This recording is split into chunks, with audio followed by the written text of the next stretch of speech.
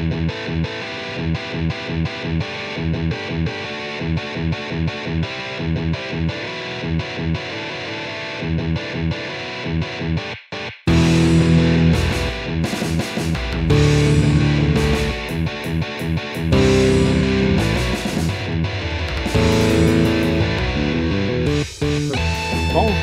bienvenue au 61e épisode de Board Game Duel, le podcast de jeux de société où deux jeux s'affrontent dans un duel sans merci.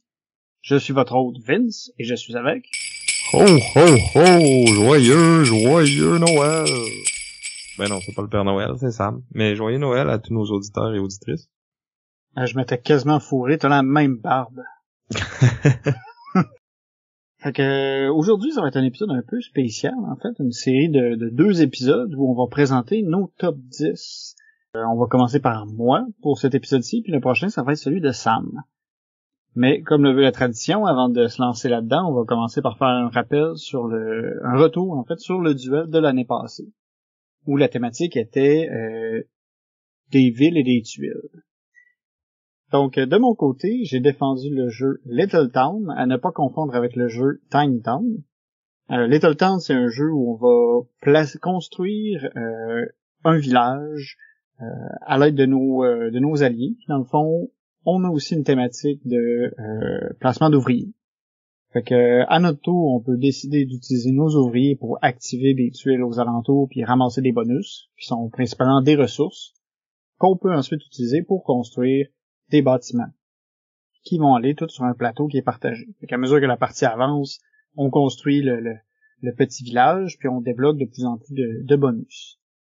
D'une partie à l'autre, on va avoir un pool de bâtiments différents qui vont tous avoir des pouvoirs particuliers. Il y en a qui vont nous faire des points, il y en a qui vont nous faire plus de ressources. Puis l'idée, c'est un peu de trouver les bons spots, de se créer des spots qu'on va pouvoir aller visiter pour faire un maximum de ressources pour pouvoir faire plus de points par la suite.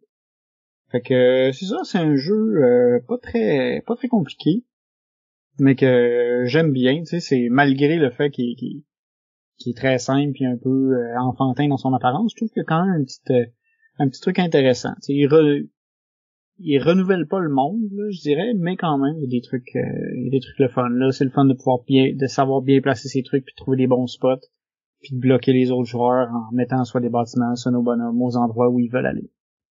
Ouais. C'est pas un jeu que je jouerais 24 fois, par exemple.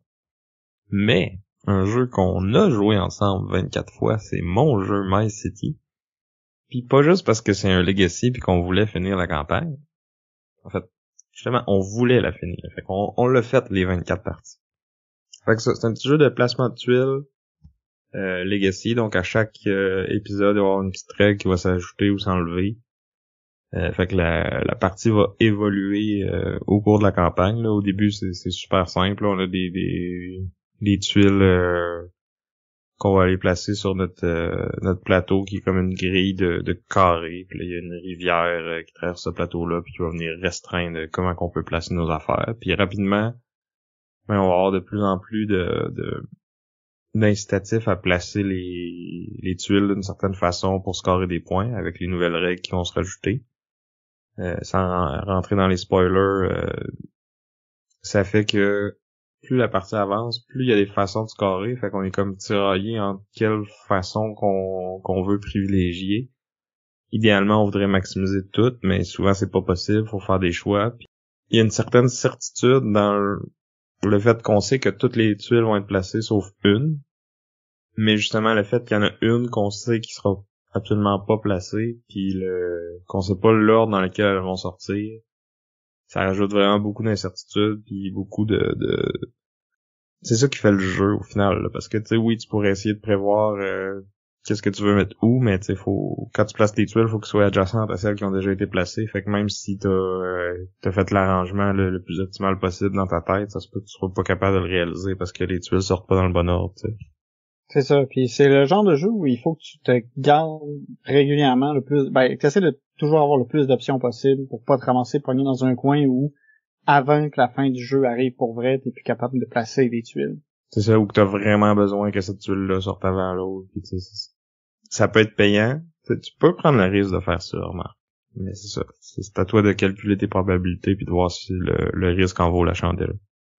Récemment, j'ai même rejoué, il y a un mode éternel, fait que l'autre côté de ton plateau, c'est comme un mode de jeu avec des règles fixes là, que tu peux rejouer indéfiniment, puis tu sais, c'est une partie, c'est peut-être 20-25 minutes. C'est vraiment cool, c'est facile à expliquer même à des gens qui ont pas fait la campagne. C'était le cas la dernière fois que j'ai joué, puis ça a super bien été. Il y a eu 2 suites. Il y a eu le Roll and Ride qu'on a déjà parlé au podcast, qu'on a essayé sur BGA. Puis moi j'ai bien hâte d'essayer My Island, qui est comme un peu le même principe, mais le plateau puis les tuiles c'est des polyomino de forme hexagonale plutôt que des arrangements de carrés. Fait que je pense que ça va changer la game pas mal. Apparemment qu'il est plus tinky puis plus puzzle que le premier. Fait que en tout cas, moi j'ai bien hâte de l'essayer. Cool. Fait que ça fait un peu le tour de notre rituel de l'an passé. Fait que là, on va se lancer dans, c'est ça, un épisode un peu différent. Je vais vous parler de mon top 10 des jeux avec lesquels j'ai eu le plus de fun. Ça a été difficile, là, tu sais, il y a comme 12 000, il y a probablement un top 10 de façon différente de faire un top 10. Fait que moi, j'ai choisi de prendre les jeux avec lesquels j'ai le plus de plaisir à jouer. C'est pas nécessairement ceux qui sont le mieux faits. Il va en avoir certains qui vont avoir des petits accros, tu sais, des imperfections. Mais ça reste qu'à chaque fois que je joue à ces jeux-là, j'ai beaucoup de plaisir, puis je sors de ma partie satisfait. Soit par... puis ça peut être de différentes façons, tu sais, j'ai différents styles. Il y a un style qui revient un peu plus que les autres, mais il y a quand même des trucs différents qui vont apparaître un peu. Mais tu sais, l'idée, c'est vraiment c'est le fun que j'ai eu à jouer à ces jeux-là qui a déterminé mon choix. Cool. Fait que sans plus tarder. Donc, mon numéro 10, paru en 2017, un jeu de James Niffen, publié aux éditions Fantasy Flight Games. Ce serait... Sam, es-tu capable de le deviner? Non. Non. Ça commence bien. Je me suis dit aussi. Arkham Horror? Non. T'es quand même loin, en plus. C'est c'est Civilization A New Dawn. Ah, ben oui. Hey. J'avais juste oublié l'auteur de ce jeu-là. Ben, souvent, tu sais, on pense plus à Sid Meier parce que, ben, son nom est sur la boîte en plus gros que le designer. Même si Sid Meier n'a pas grand-chose à faire avec ça, à part le fait que le jeu est inspiré de la série de jeux vidéo Sid Meier Civilization. On en a déjà parlé dans un duel au podcast contre le jeu Imperium. Ouais. C'était dans l'épisode 25. Et c'est ça, fait que je m'attendrai pas non plus énormément sur le jeu, mais en gros c'est un jeu où on a une civilisation qu'on veut faire grandir et fleurir, puis pour pouvoir gagner, il faut réaliser certains objectifs. On a plusieurs objectifs variés qui sont disponibles dans une même partie, c'est souvent des objectifs qui sont liés aux différentes actions qu'on va pouvoir faire. Le mécanisme d'action, en fait, c'est le truc qui est comme cool du jeu, c'est qu'on va avoir 5 actions dans le jeu de base, 6 avec l'extension, qui nous permettent qui est en fait une rangée de cartes. Puis, lorsqu'on fait une action, en fonction de sa position sur notre piste, elle va être de plus en plus forte. Fait qu'on a intérêt à attendre de faire nos actions pour pour qu'elle ait un gros effet, parce qu'après ça, ils retombent en position 1, où est-ce que là, ils ont un effet beaucoup moins fort. Fait qu'il faut un peu jongler avec ça. La position de la carte sur notre piste d'action, ça a aussi un impact sur quel type de territoire on peut effectuer l'action. Fait qu'il faut tout timer ça pour que ça arrive bien, puis on ait la bonne carte, la bonne action à la bonne position au bon moment. Ouais, en fait, c'est pas mal de savoir quand est-ce que tu fais pas l'action à 5. Exact. Parce que, tu sais, logiquement, tu veux tout le temps faire l'action le plus fort possible. Mais c'est ça, il y a des considérations qui font qu'il y a des fois que c'est mieux de faire une action plus faible, mais que le timing est bon pour ça, tu sais. C'est d'aller trouver ça qui va faire que tu vas gagner ou pas, là. C'est ça, parce que le jeu, au final, c'est une course pour réaliser les différents objectifs. Fait qu'il faut réussir à, justement, à arranger le puzzle de façon à ce que tu fasses les objectifs rapidement. Fait qu'il faut balancer tout ça. C'est ça, c'est un jeu où il y a aussi un peu de confrontation. Selon les parties, par contre, il peut avoir plus ou moins de confrontation. Dans le jeu de base, avoir des parties dans lesquelles il n'y en avait pas du tout. L'ajout d'une extension qui est Terra Incognita a un peu forcé une approche plus militaire. Il y a un objectif militaire par partie que tu es obligé de faire pour pouvoir gagner. Fait que ça a un peu augmenté le niveau de friction avec les autres joueurs. Ben, c'est un objectif militaire, mais t'es pas obligé d'attaquer un autre joueur, là. Non, tu pourrais réussir à faire cet objectif militaire-là sans attaquer un joueur. Mais souvent, vu que cet objectif-là est comme... dans le fond, il demande à ce qu'on contrôle un certain territoire qui est un fort. Puis un fort pas loin de chaque joueur, mais tu peux faire jusqu'à 2 points avec ça. Ça t'encourage peut-être à donner... Ça donne de la viabilité de plus, en fond, à l'option militaire, parce que tu peux aller chercher un point de plus militairement, ce que tu pouvais pas faire avant. Mm-hmm. Puis tu fais pas juste enlever un point à l'autre, dans le fond, t'en prends un pour toi aussi. Exactement. Fait que ça ajoutait ça. L'extension va aussi ajouter, c'est ça, d'autres mécaniques supplémentaires, mais c'est comme le changement principal. En plus de rajouter plus de civilisation, puis il y a aussi une carte action de plus. Les actions sont modifiées pour justement s'adapter au fait qu'on a maintenant des armées qui se déplacent sur le plateau, alors que dans le jeu original, dans le fond, tu mets des tokens de contrôle sur ton pays, puis tu peux attaquer à partir de ces tokens-là. Ça faisait un peu moins... c'est plus abstrait. Ouais, c'est ça, tu sais, c'est moins je déplace mes armées puis je t'attaque. Là, tu vois vraiment venir les armées, puis tu les vois se déplacer, c'est des petits bonhommes, carrément, des petits drapeaux en fait que tu déplaces. Mais tu vois, moi j'aimais mieux la simplicité puis l'élégance du jeu de base. Je sais que je suis dans la minorité, là, la plupart des critiques puis les fans vont dire que c'est quasiment une extension essentielle, là. Je trouve qu'il y a du bon dans ce qu'elle amène, tu sais, plus de merveilles, des règles pour les cycler un peu plus, ça c'est cool. Mais je trouve que la 6e carte d'action, puis justement le fait qu'il faut que tu déplaces tes armées puis tout ça, tu sais, ça rallonge beaucoup la game, je trouve, parce que ça amène plus de possibilités de paralysie de l'analyse. Puis en tout cas, moi, c'est ça, je préfère la simplicité du jeu de base. Moi, j'aimais ça, l'extension, justement, parce que t'as l'aspect aussi exploration avec tes armées. Dans le jeu de base, la carte est toute découverte. L'extension ajoute de l'exploration, puis tu peux explorer justement avec tes caravanes ou avec tes armées. Je trouvais que ça faisait plus de sens de pouvoir d'être restreint dans le fond aux armées, parce que sinon, tu sais, c'est juste qu'on tournait les tokens, puis je trouvais que ça faisait moins thématique de pas voir ton armée se déplacer. Mais j'aime quand même aussi le jeu de base. J'aimais beaucoup le jeu de base. L'extension, là, comme a changé un peu l'expérience. Elle l'a amélioré un peu, à mon avis. Fait que moi, je jouerais pas juste avec l'extension maintenant. À part avec toi, Sam, je pourrais l'enlever pour te faire plaisir. Ben, ça me dérangerait pas de jouer avec l'extension non plus. C'est juste si, mettons, j'avais le choix, je jouerais ça. Puis si je me procurais le jeu, ben j'achèterais pas l'extension. Mais j'ai pas besoin parce que tu l'as. Ben oui, c'est pratique ça, d'avoir quelqu'un qui a tes jeux préférés. Ça va revenir un peu plus tard.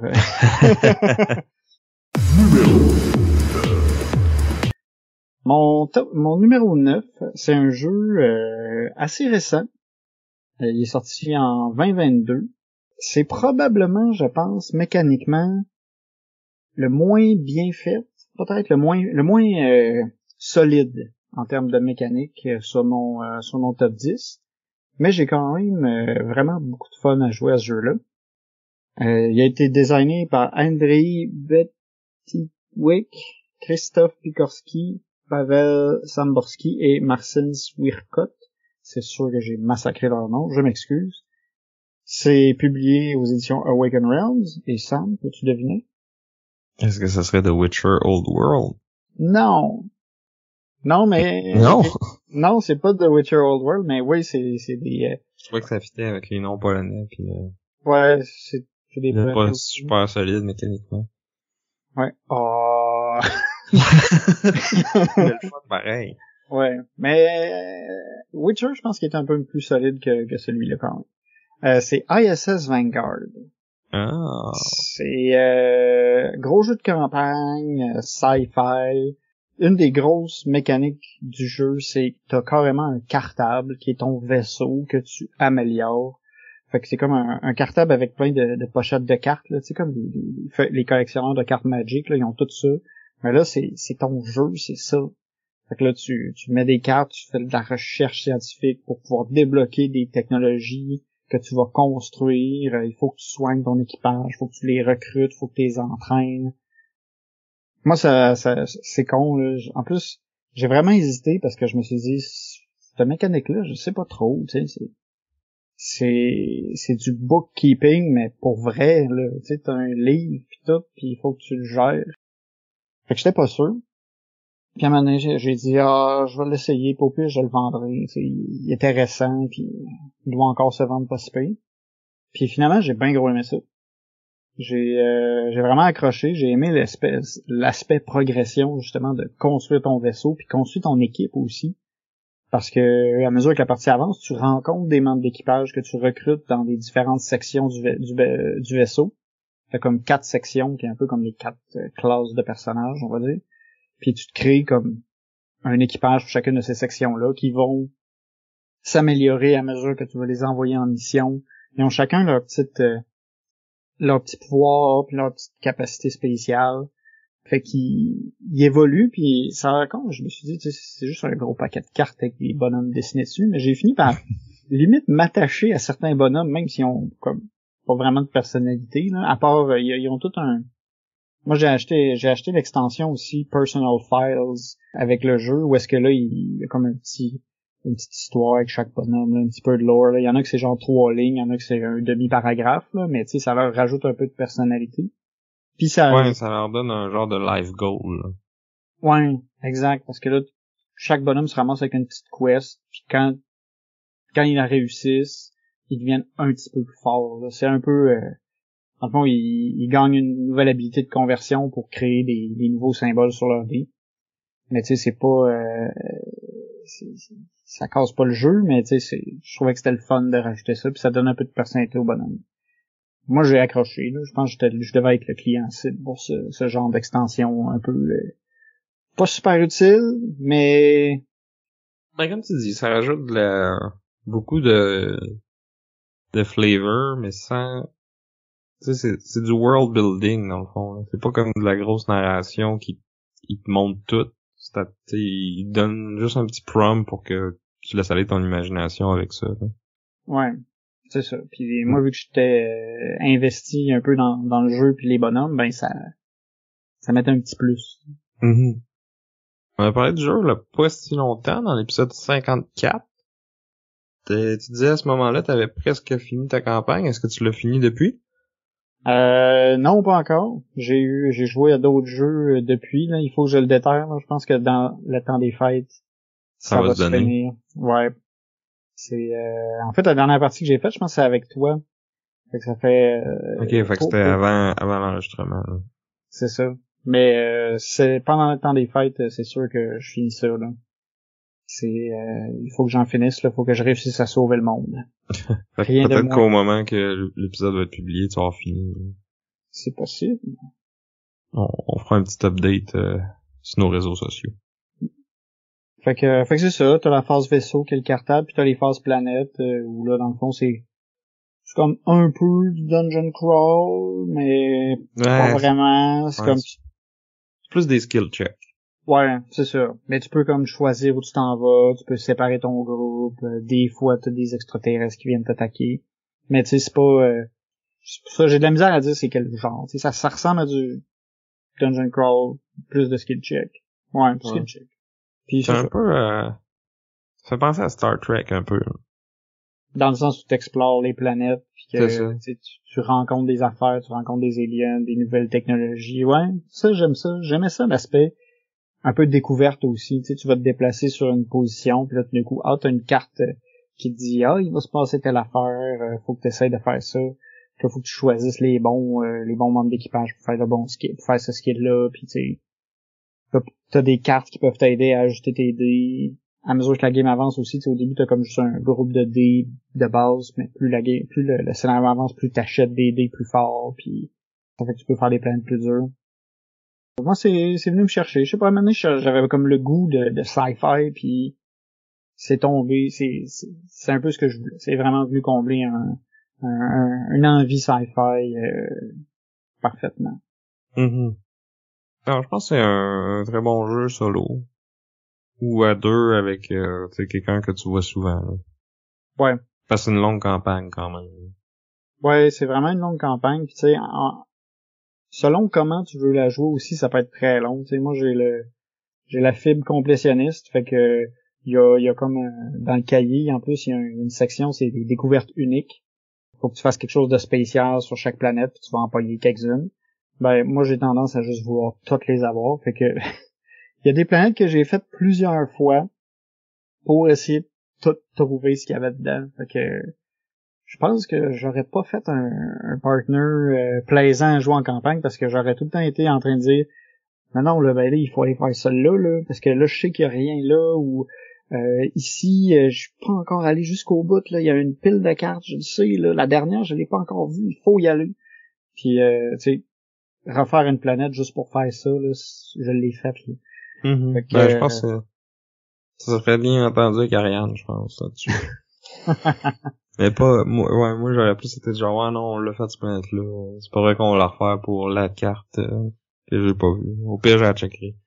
ouais, c'est ça. Fait que c'est ça. Fait que moi, je le joue solo, là, tu sais, je l'ai montré à quelques personnes que j'ai évité dans ma game, mais souvent, je leur disais, tu sais, fais attention, là, tu sais, prends cette décision-là, parce que j'ai pas envie que tu tues mon bonhomme. Oh, fait que c'était toi l'Alpha Gamer. Ouais. Mais j'essayais quand même d'être gentil. Puis aussi, ce que je faisais, c'est que je faisais pas une team avec mes gros bonhommes. J'amenais tout le temps des bonhommes de seconde zone pour pas perdre mes gros gars. Fait que c'est ça. C'était mon numéro 9, ISS Vanguard. On va rester dans une fibre sci-fi. Puis je pense que juste avec ça, Sam, tu vas pouvoir trouver c'est quoi. Je sais pas. Je m'attends à ce qu'il y ait au moins un jeu de Star Wars là-dedans, mais... C'est pas Star Wars. Ah, c'est pas Star Wars. C'est quand même sci-fi. Ouais. Hey, on voit que je te connais bien, hein, à date, Ben, je suis 0 en 3. Ouais, puis j'étais un peu déçu parce que celui-là, je m'étais attendu à ce que tu penses qu'il soit là. Attends. Sci-fi, pas Star Wars. Ben voyons. Hey, en plus, tu sais, j'en parle souvent hors podcast, là. Je vais le dire, là, c'est gênant, ça me... c'est Dune Imperium. Ah ben oui. Ouais, hein? Maintenant, ça fait du sens quand tu le sais. Pas mal, ouais. Mon numéro 8, c'est Dune Imperium, sorti en 2020, designé par Paul Dennen et publié par Direwolf. Tu vois, si t'avais dit l'éditeur ou l'auteur, là, cette fois-là, ça m'aurait aidé. Ouais, mais je me suis dit que c'est justement ça, tu l'aurais comme trop trouvé facilement. Fait que là, je me suis dit, c'est sci-fi, pas Star Wars. ISS Vanguard est passé, je me suis dit, Dune. Ouais, non, ben, je sais pas pourquoi dans la tête Dune, c'est pas sci-fi, mais oui, c'est très sci-fi, en fait. C'est juste que, tu sais, j'ai pas lu les livres, j'ai pas vu les films, j'ai juste joué au jeu, en fait. Ouais. Puis en fait, dans les faits, il y a des gens qui pourraient même dire que Dune, c'est plus sci-fi que Star Wars. Parce que certains disent que Star Wars, c'est plutôt du fantastique dans l'espace. Oh, ouais, ben, il y a des tropes, là, puis il y a c'est la force, un peu de la magie. C'est ça. Fait qu'en tout cas, puis tu sais, ils se battent à l'épée laser. Tu sais, c'est Mais dans beaucoup Dune ça, aussi, il y a de la genre de pseudo-magie avec les épices, hein. Ouais, puis avec la voix qui a inspiré la force. Là, je suis en train de tout connecter les points. Là. Je me sens comme le meme là, avec le gars là, qui est devant le tableau puis qui pointe tout puis il dit tout est connecté. Ben c'est ça. Fait qu'on va revenir à Dune Imperium. Dune Imperium, c'est un placement d'ouvriers deck builder. Fait qu'on va pouvoir placer nos agents sur le plateau en jouant une carte de notre main qui restreint là où on peut mettre nos agents en plus des autres joueurs qui bloquent les différents emplacements. Quand on va mettre notre agent quelque part, ben on va gagner un bénéfice de ça. Ça peut être des ressources, des cartes, mais aussi de la réputation. On peut gagner aussi des troupes, il y a un petit aspect militaire dedans. Puis Une fois qu'on a placé nos agents, qui sont très faibles en nombre, le reste de notre main est joué pour pouvoir faire d'autres bonus qui peuvent être améliorer notre force militaire, aller chercher des ressources, puis tout ça.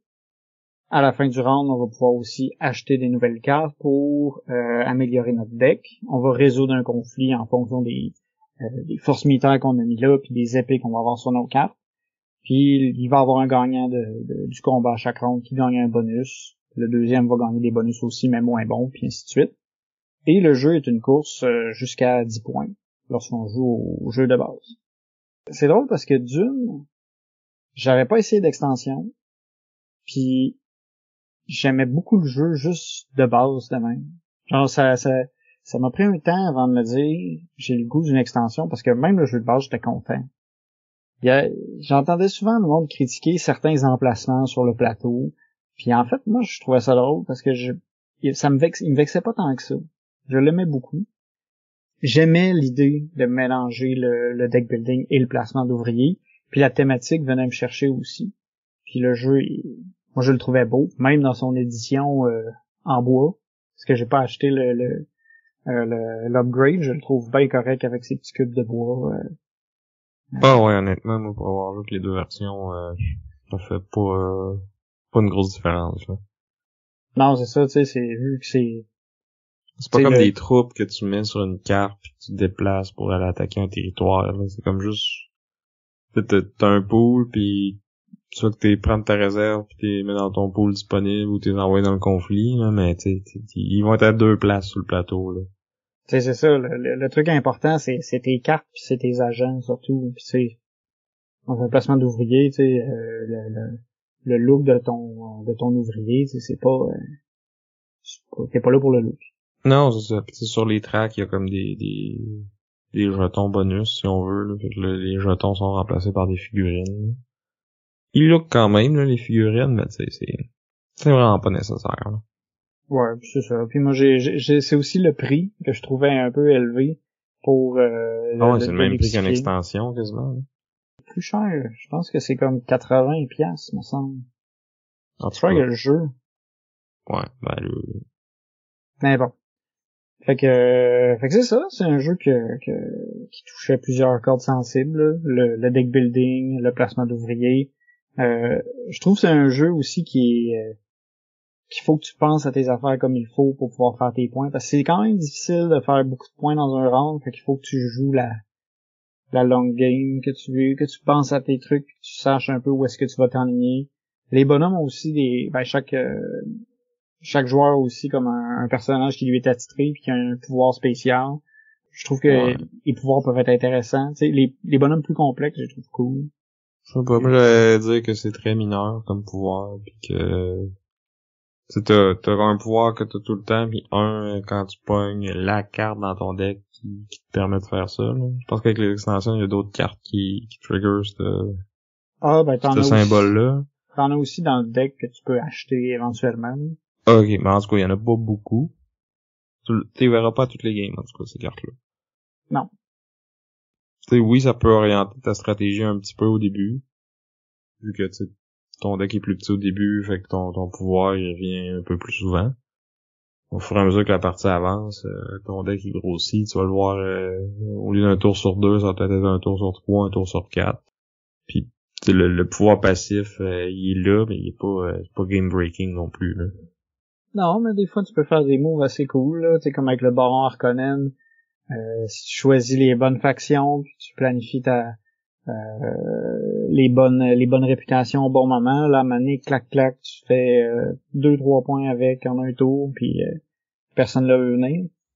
Il y a des trucs intéressants. C'est sûr que les leaders plus complexes, souvent, il y a des options un peu plus cool. Mais, peut-être que je les essaye. Je pense que j'ai peut-être juste joué les plus simples ou les moyens, mettons. Ouais. C'est sûr que j'ai pas joué, non, j'ai joué moins que toi, c'est sûr. Peut-être 5 ou 6 parties, gros max. C'est quand même beaucoup, là, pour un jeu qui ça fait 33 ans qu'il est sorti, mettons, là, mais il y a eu une pandémie au travers de ça, là. Ouais. Ouais, je l'avais reçu justement, moi, pendant le Noël de la pandémie. J'avais joué en solo. c'est peut-être quelque chose que je recommande plus ou moins. En tout cas, je veux dire, j'ai pas eu, pas le recommander, c'est peut-être vite dit, mais j'ai pas eu énormément de fun à jouer tout seul. Non, l'application est, tu sais, ça réplique pas bien l'adversaire, là. C'est comme, elle fait un peu n'importe quoi, puis Ben, c'est tout au hasard. ça bloque des emplacements, mais comme, c'est ça, comme tu dis, c'est au hasard. Fait que des fois, ça te fait chier, d'autres fois, tu t'en fous. Fait que, en tout cas, moi, j'aurais aucun intérêt à le jouer en solo, puis même à deux, t'es obligé de mettre un automa aussi, là. Fait que, au moins, t'as l'autre joueur, là, qui peut potentiellement vraiment bien jouer, là. Fait que ça ouais, donne un défi, là. Qui fait une vraie interaction, là, puis tu peux prévoir ce qu'il va faire, puis tout ça. C'est fait ça. Que, ouais, c'est vraiment mieux de jouer avec des gens. Ouais, moi je dirais même le best c'est à 3. Parce qu'à 4, je trouve des fois c'est long avant que ton tour y revienne, surtout si si les autres vont se débarrer leur ouvrier de plus ou qui vont chercher le mental. Ouais, c'est ça, qui est comme un espèce de pion de plus que tout le monde peut aller chercher. Là. Quand c'est pas toi qui y vas pis que t'as moins d'ouvriers que les autres, des fois t'es genre ah ben là moi j'ai déjà fait mon review, ça revient à ton tour, ben j'ai déjà fait mon review, ça revient à ton tour, ben j'ai déjà fait mon review. Ouais, c'est long un peu. Ça peut le faire 2 fois max, mais ouais. C'est vrai que à 4 c'est plus long parce que tout le monde réfléchit plus longtemps, puis tu sais il y a moins d'espace sur le plateau, fait qu'il y a plus de chances que tu te fasses pogner ton spot puis que tu dois repenser à une nouvelle stratégie on the fly. Fait que c'est vrai que 3 c'est peut-être le nombre optimal pour jouer. Puis là, la question c'est parce que tu sais aux auditeurs de longue date, ils savent que tu l'aimes là, mais tu vas-tu acheter le nouveau qu'ils ont annoncé là qui est différent mais pareil, mais what's the deal with that là? Ouais, je t'avoue que moi je fais partie des mitigés par rapport à ça, tu sais, je me dis Dune Imperium, tu sais, ça fait juste 3 ans qu'il est sorti. Il y a 2 extensions de sortie. Puis je trouve que Uprising il est comme trop tôt, là. Tu vois qu'ils l'ont sorti parce qu'ils sortent un deuxième film, fait qu'ils sortent un deuxième jeu. Ouais, mais là, le jeu sort avant parce qu'il y a eu un délai. Sortir plus tard, hein. Ouais. Mais sinon, c'était pas mal timé, hein, tu sais, c'était... Mais ça avait fait ça pour le premier aussi, hein. Ouais.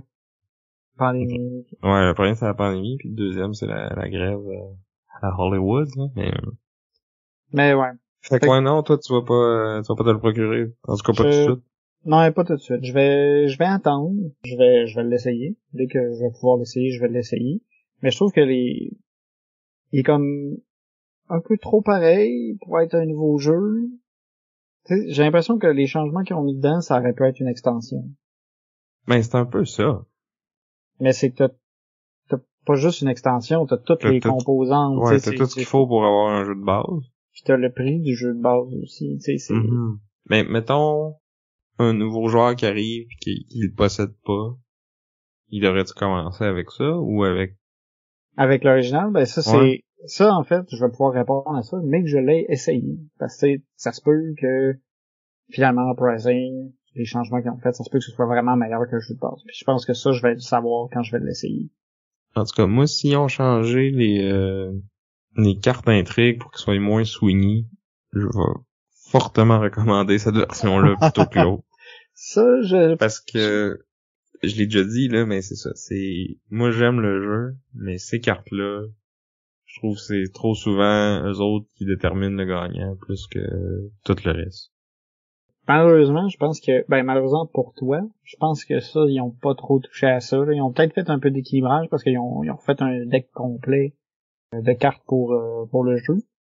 Mais, je pense qu'ils vont rester dans l'idée que, tu sais, ça va être un peu wild encore parce que c'est un peu leur rôle. Ouais, mais s'ils sont tous wild, c'est correct, là. Mais là, c'est qu'il y en a qui sont comme borderline inutiles. Puis il y en a qui peuvent te donner 2 points. 2 points, c'est une game qui finit à 10, là. Ouais, mais souvent, c'est difficile à exécuter, les 2 points. Oui, mais tu sais, si t'as pas une tour, tu joues ta game en conséquence. Hein. Ouais.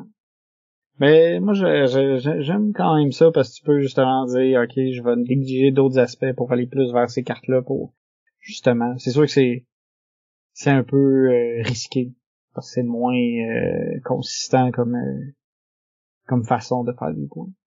Fait que c'est ça fait le tour de mon numéro 8 qui était Dune Imperium. On a parlé dans notre épisode 10 qui était les placements de paquets.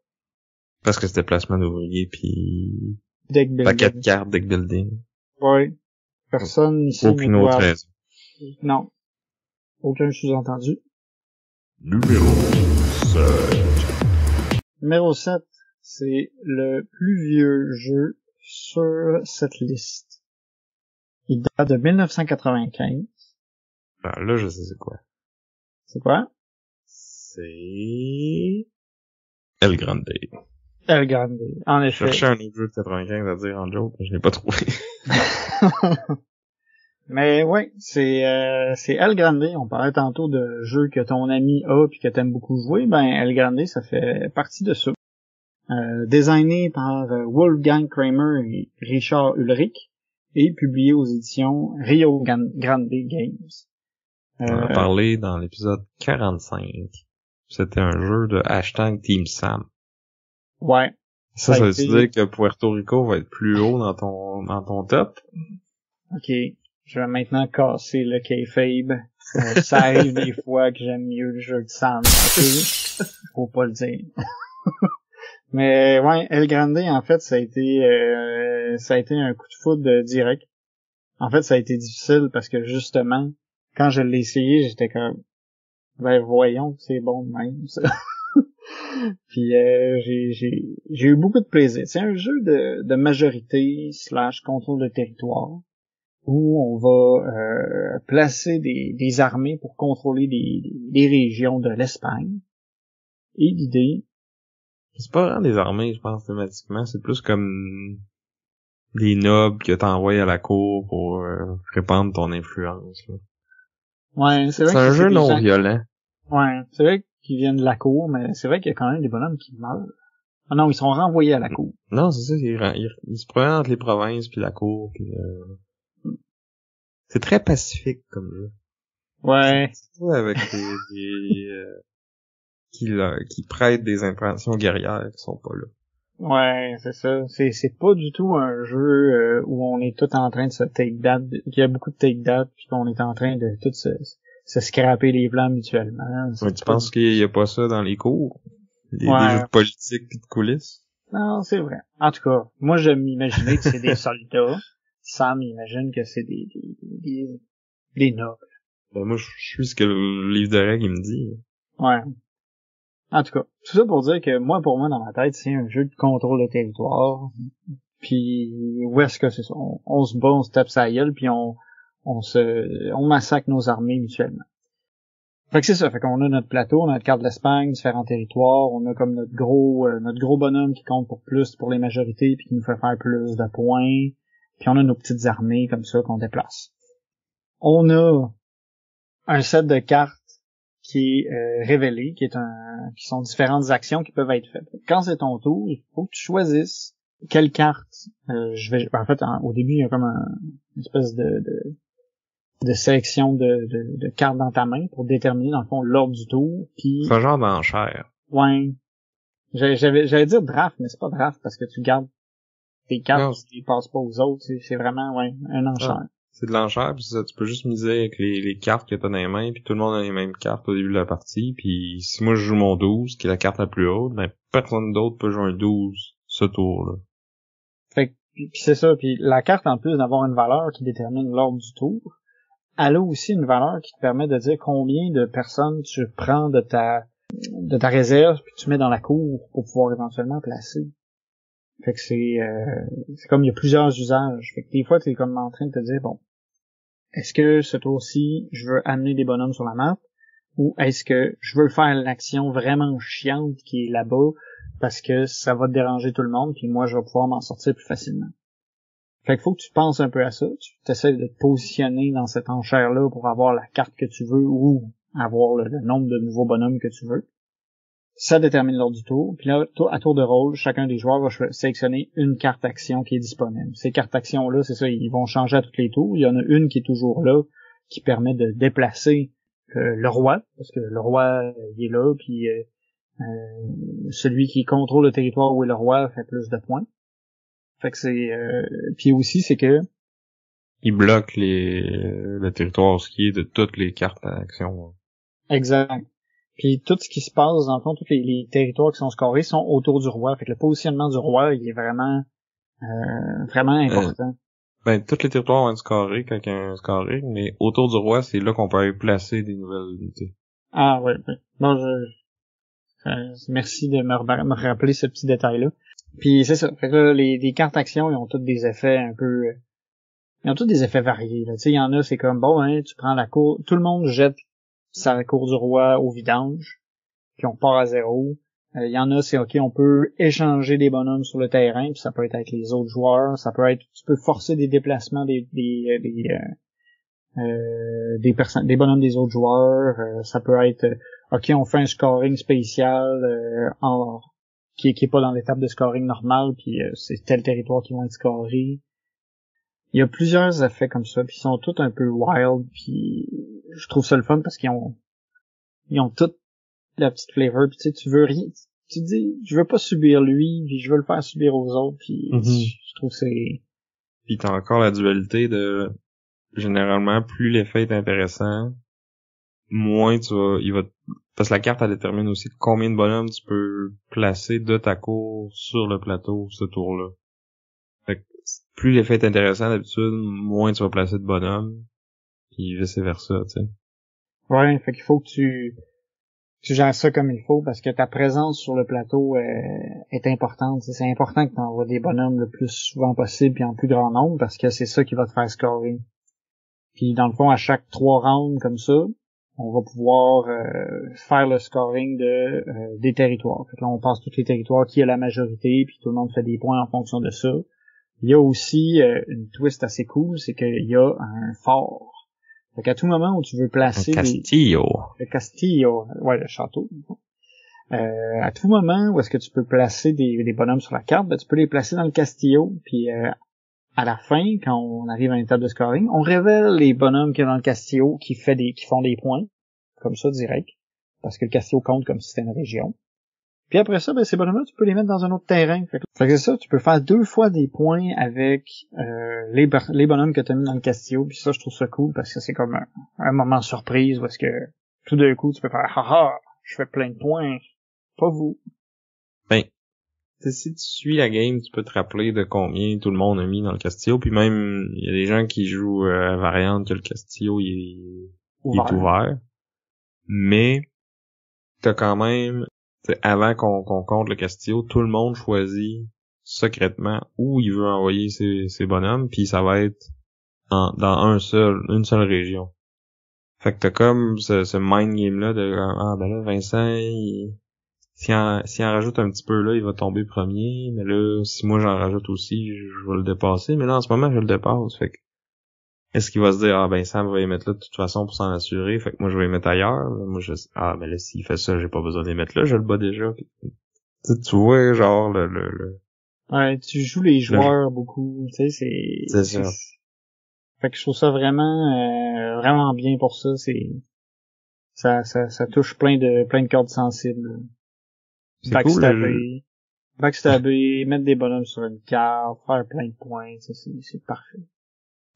Ouais, ça faisait longtemps que le jeu était plus disponible, était hors d'impression. Il y a une nouvelle édition qui sort cette année, qui est un peu moins beige. Remis au goût du jour.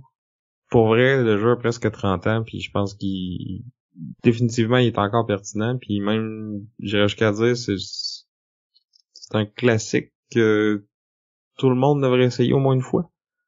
Ouais. Ouais, je peux pas dire autrement, là, puis en fait, je trouve ça drôle parce que, il est 92 sur Board Game Geek, il est coté 7.7, mais c'est plus que ça, là. C'est juste parce qu'il est vieux qu'il a pas la cote qu'il mérite. Non, c'est ça, puis il y a beaucoup, je pense, de gens ça fait moins longtemps qu'ils sont dans le hobby, qui ont juste pas eu la chance d'essayer, justement, parce qu'il était, surtout en anglais, ça fait longtemps qu'il est out of print. Fait que je pense qu'avec la nouvelle édition, je serais pas étonné qu'il va remonter un peu, là. Fait que c'était mon numéro 7, El Grande. Numéro 6. avant que tu le dises, on n'a pas vu encore de jeu qui était dans ton top 5 qu'on avait fait à l'épisode 1. Ouais. Fait que là, le suspense demeure. Est-ce que ces 5 jeux-là vont être encore là puis à la même position qu'à l'épisode 1? Ou est-ce que 2 ans plus tard, ça a tellement changé qu'ils sont même plus dans le top 10? Peut-être qu'on va avoir une réponse là. Parce qu'en fait, t'avais pas mal cheesé puis ton numéro 5, c'était 2 jeux, si je me rappelle bien. Ouais, c'était 2 jeux. En 5, j'avais mis Cthulhu Death May Die puis j'avais mis Mansion of Madness. Fait que là, est-ce que le numéro 6, on a un de ces deux-là? Ou est-ce qu'on va avoir une surprise? Vous allez avoir une surprise. C'est difficile, en fait. J'ai vraiment eu beaucoup de difficultés à déterminer l'ordre dans lequel la suite va se passer. Si ça avait pas été de Pop Meeple, je pense que j'aurais pas été capable de prendre une vraie décision. Puis ça fait en fait que ce jeu-là a beaucoup bougé. En fait, je trouve ça triste qu'il ait bougé à ce point-là, mais parce que je l'aime beaucoup. Mais c'est vrai que ce qu'il y a au-dessus, je l'aime beaucoup aussi. C'est pas évident. C'est celui qui a bougé le plus. Est-ce que ce serait Sight? C'est Sight. Qui était ton numéro 1. Oui. Ben là, il est tombé numéro 6. C'est pas parce que je l'aime moins, par contre. Donc, Sight, designé par Jamie Stegmaier et publié aux éditions Stonemaier Games. C'est un jeu de engine building avec un teinté de contrôle de territoire, gestion de ressources, puis tout ça, mais c'est principalement le engine building qui fait le corps du jeu. Tout le monde est comme une faction d'une Europe post-apocalyptique, un peu dystopique.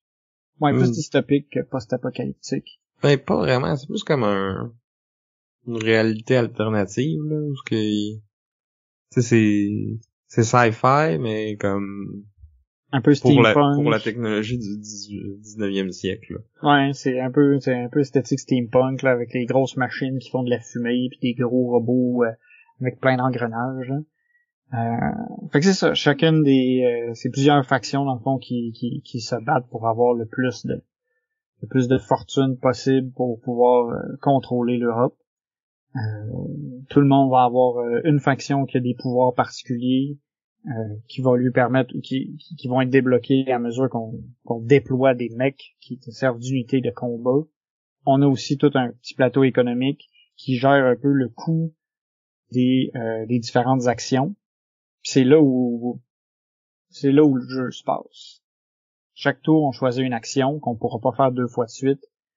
Puis on fait la partie du haut qui est souvent de collecter des ressources.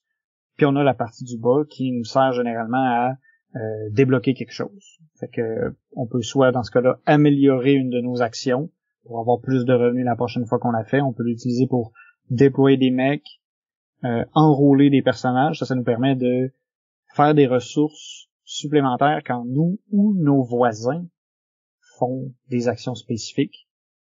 Fait que tu sais, en regardant qu'est-ce que les voisins font, en regardant notre situation de départ puis les ressources, c'est de vraiment maximiser ce plateau-là pour qu'il nous donne le plus de ressources possible.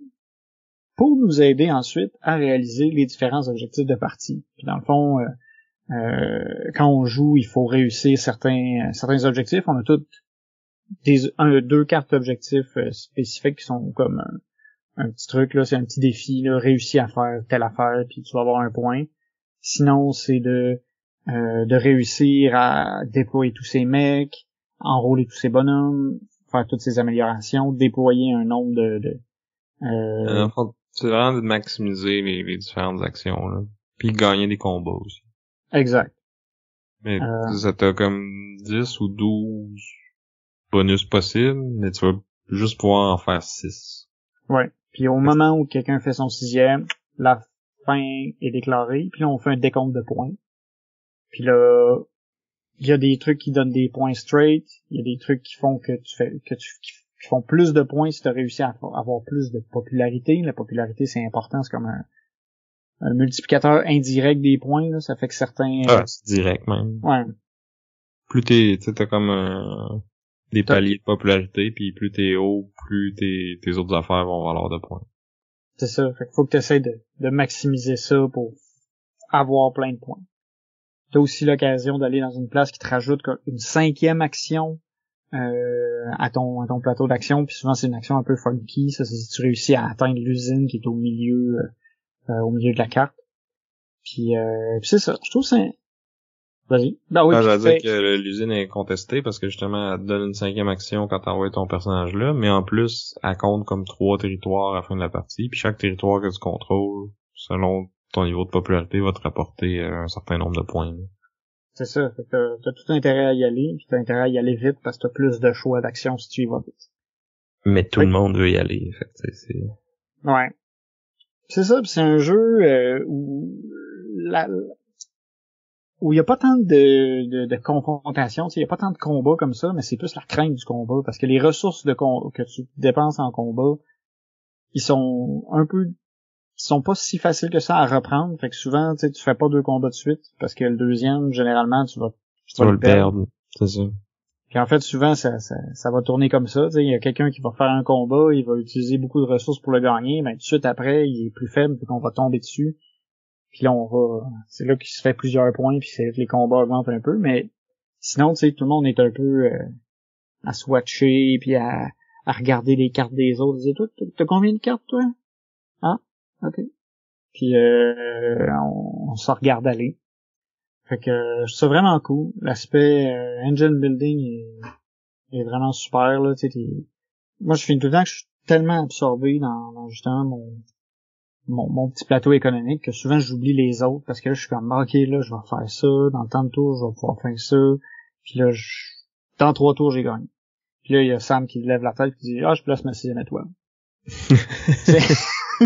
Puis j'ai pas vu aller. Mais c'est ça, il prend je trouve ça vraiment engageant, puis j'aime la dynamique de progression, tu sais, qui est tout le temps un peu plus fort parce que t'améliores tes actions tout le temps. Fait que j'ai vraiment beaucoup de plaisir à jouer à 7. Ouais, moi je l'aime beaucoup aussi. Est-ce qu'il va être dans mon top 10? Faudra revenir la semaine prochaine, dans 2 semaines pour voir. Le jeu de base est excellent. Je pense que il y a beaucoup des extensions qui valent la peine aussi. Là, on en a parlé il y a quelques épisodes, justement, quand on a essayé pour la première fois le board modulaire puis les nouvelles rencontres. C'était dans l'épisode 56, fait que vous irez voir, j'ai même fait un petit classement des extensions, donc lesquelles aller chercher en premier. Personnellement, si vous en avez une à aller chercher, moi je dirais c'est pour spoiler cet épisode-là. C'était là 5 épisodes. Fait que normalement vous l'avez déjà écouté, mais bon. Peut-être que le top 10 va avoir attiré des nouveaux auditeurs aussi. Fenris, c'est l'extension à aller chercher parce que elle rajoute la campagne, 2 nouvelles factions. Spoiler alert. J'aurais peut-être dû le dire avant, mais en tout cas, bref. 2 nouvelles factions, puis beaucoup de modules que tu peux intégrer à ton jeu de base après.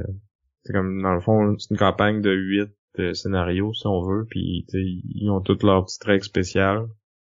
Ouais, mettons le premier, c'est pas mal une game de 5 normale, là, mais ça évolue après, puis tous ces modules-là qui se rajoutent pendant la campagne, puis qui sont là juste une fois, si t'aimes ça, en fait c'est pas vrai, il y en a qui se rajoutent puis qui sont là toute la campagne après, là.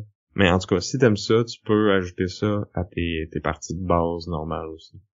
Fait que si tu joues beaucoup à 7, ça vaut la peine, puis même ça vaudrait la peine de faire la campagne plus qu'une fois, je pense. Moi, je l'ai fait une fois au complet. On avait commencé une deuxième avec toi, Vincent. Puis t'as décidé que tu déménageais, fait qu'on l'a jamais fini, là, mais je pense que sinon on l'aurait fait. Là, c'est sûr que quand on se voit, on essaie de prioriser les jeux pour le nouveaux podcast, jeux puis les jeux duels à jouer, mais comme si on avait une campagne que je voudrais finir avec toi, je pense que ça serait celle-là. Ah ouais, puis moi je serais all-in. Si c'était pas si compliqué que ça de voyager puis tout ça, c'est sûr que je voulais la finir. En plus, j'avais gagné la première game. J'avais pris un avantage. Ouais, c'est ça. Mais tu sais, mettons là qu'on se donne le go, là, une fin de semaine, ça pourrait se faire. Ouais. couple de games, là. C'est peut-être Max qui va trouver ça tough, là. Va falloir comme, parce que on jouait avec Ariane, fait que là, c'est En comme, plus, ouais. c'est ça. C'est pas pire, en même temps, c'est ça, il y en a un de vous deux qui part, puis là, je peux comploter avec l'autre. C'est pas pire, ça. Je vais comme corrompre Max pour qu'il soit dans ma team. Fait que c'était Sight, mon numéro 6. Mon numéro 6. Numéro 5.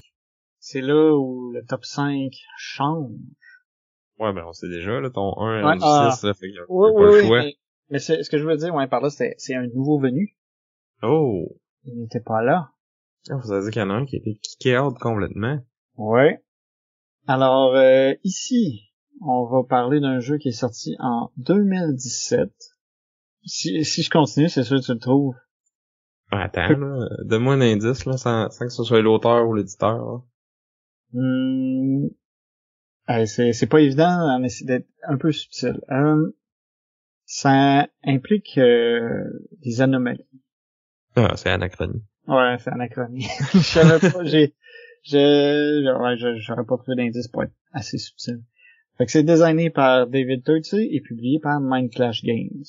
Fait que Anachronie, placement d'ouvriers crinqués à 11, je dirais. Où est-ce que on a des ouvriers spécialisés qui peuvent faire des tâches particulières. Tous les joueurs ont une faction avec un objectif de fin de partie qui leur est dédié. On a un pouvoir aussi qui peut être différent d'une partie à l'autre. Moi, j'aime jouer avec les plateaux complètement asymétriques. Je trouve que ça ajoute de la variété. Fait que dans ce cas-là aussi, tout le monde a comme des petites particularités qui fait que chaque joueur a comme sa petite game spéciale à lui. On a la notion de s'envoyer des trucs dans le temps, fait qu'on s'emprunte des trucs à notre futur soi pour éventuellement se rembourser au prix de déstabiliser l'espace-temps puis d'avoir des points négatifs qu'on peut aussi rectifier en payant des ressources. Il y a beaucoup de choses qui se passent. On a des mecs, des espèces de robots qu'on envoie pour pouvoir aller visiter certains emplacements. On construit notre tableau personnel en bâtissant des bâtiments qui peuvent être soit des emplacements pour les ouvriers, des actions gratuites ou des bonus passifs. Puis c'est un peu...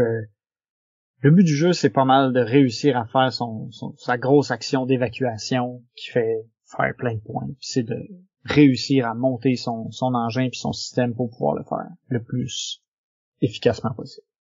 Ouais, c'est un jeu qui est très lourd, mais du fait qu'il est très thématique, ça aide à internaliser les règles puis à bien les comprendre, je trouve. Ouais.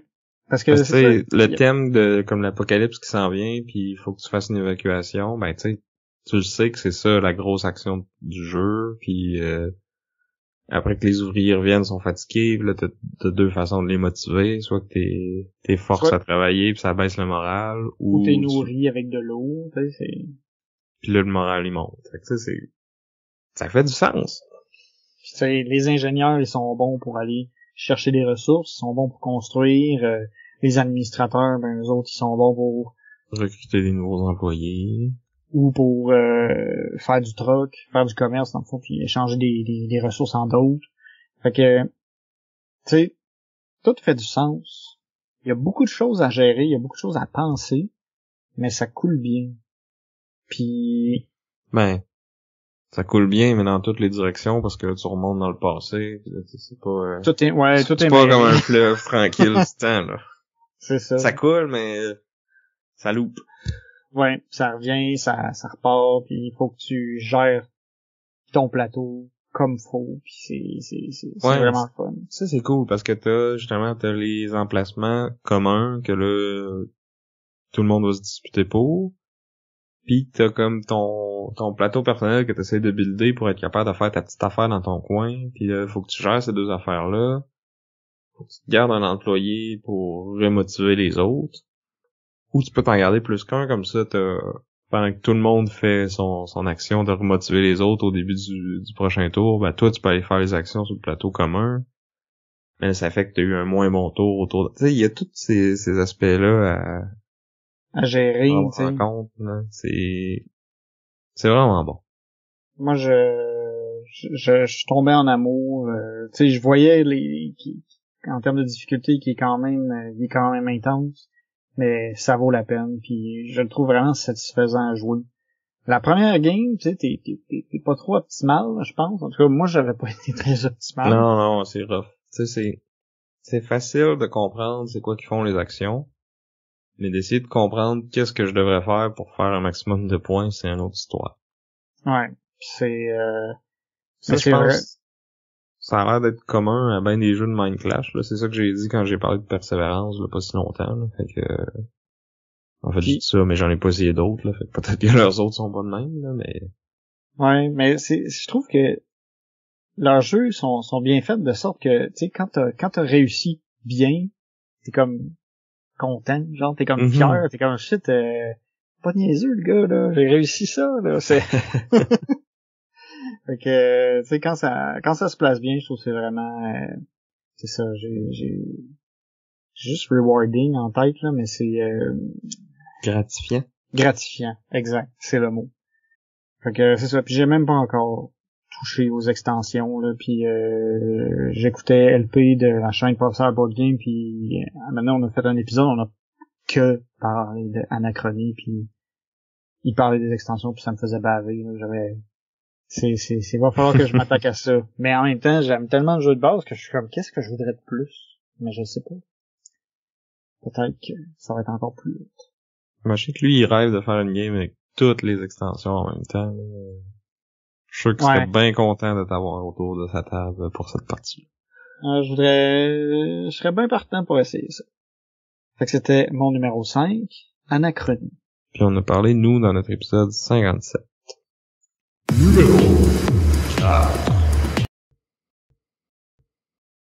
Oh, on a une erreur 404 ici. En fait, c'est que j'ai commencé à taper le mot, puis il y avait comme trop d'options dans sur BGG, parce qu'il y a trop de jeux... De Star Wars? Non. Oh! Ce n'est pas Star Wars encore.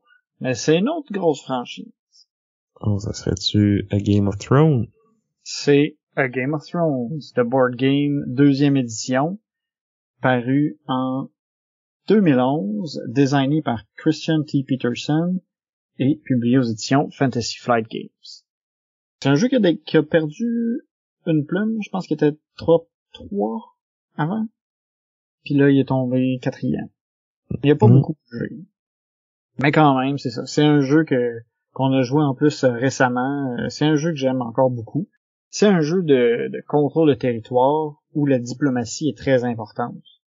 Dans le fond, la guerre des 5 rois qui a lieu dans l'univers de Game of Thrones. Fait que c'est comme à la fin de la première saison. Non, fin de deuxième.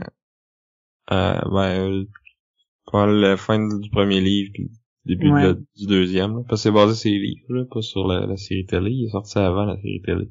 Ouais. Fait que c'est ça. Fait qu'on est comme c'est ça. Vers fin de saison 1, début saison 2. Fait que là, on a plusieurs personnes qui veulent se battre pour avoir le Iron Throne, le trône de fer. Fait que là, chacune des familles va vouloir essayer de tirer son épingle du jeu. Puis pour pouvoir le faire, il va falloir conquérir 7 châteaux.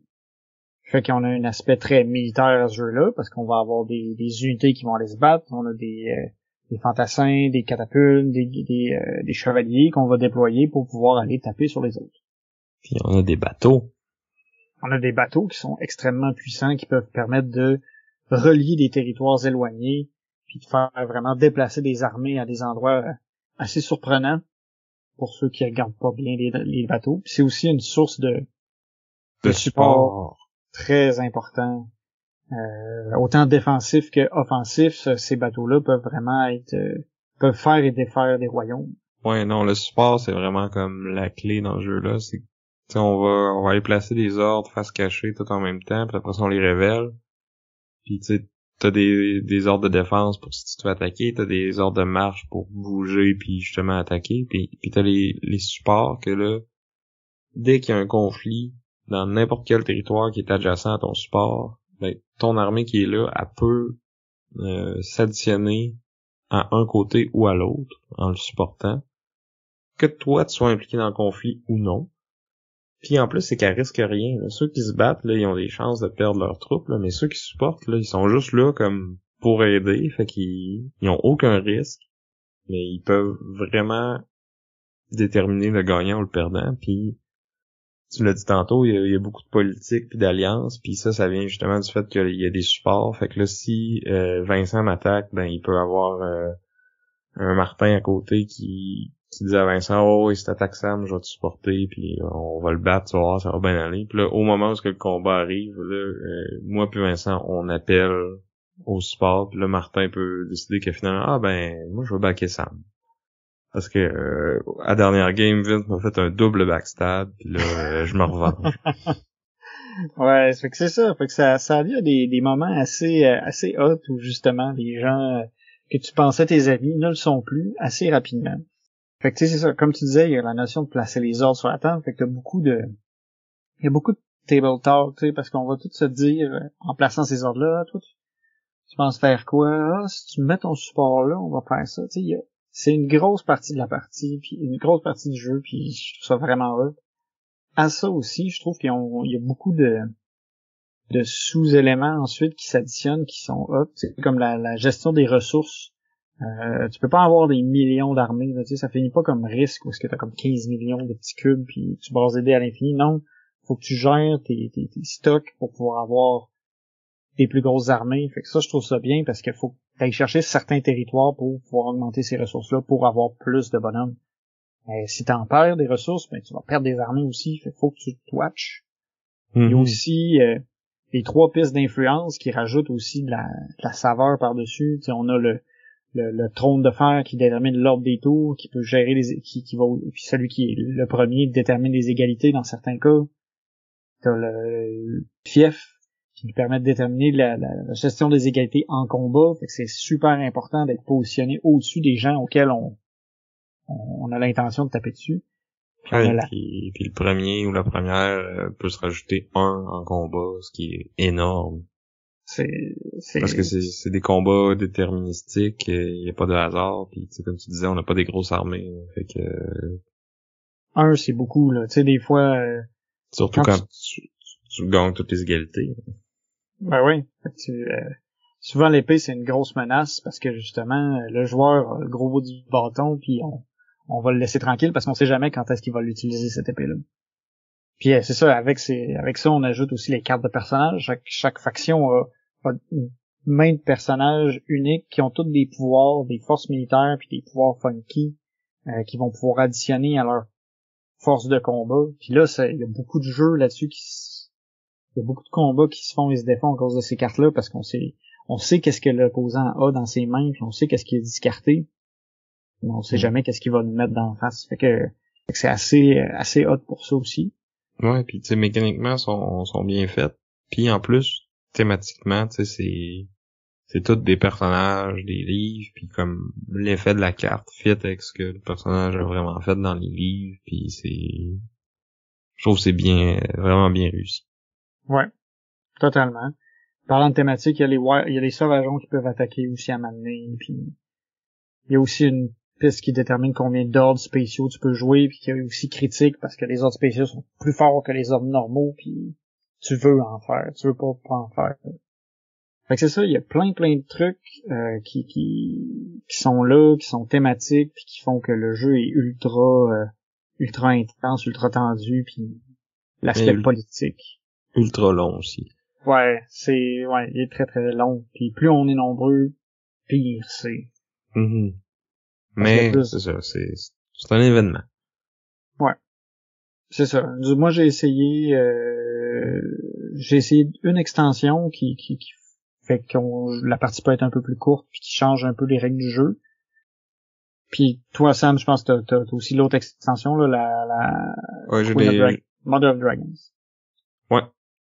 En fait, il y a 2 extensions qui raccourcissent la partie, là, qui était sortie en premier. Puis c'est le Mother of Dragon qui rajoute un autre. Ça revire quasiment le jeu en tous contre un. Là.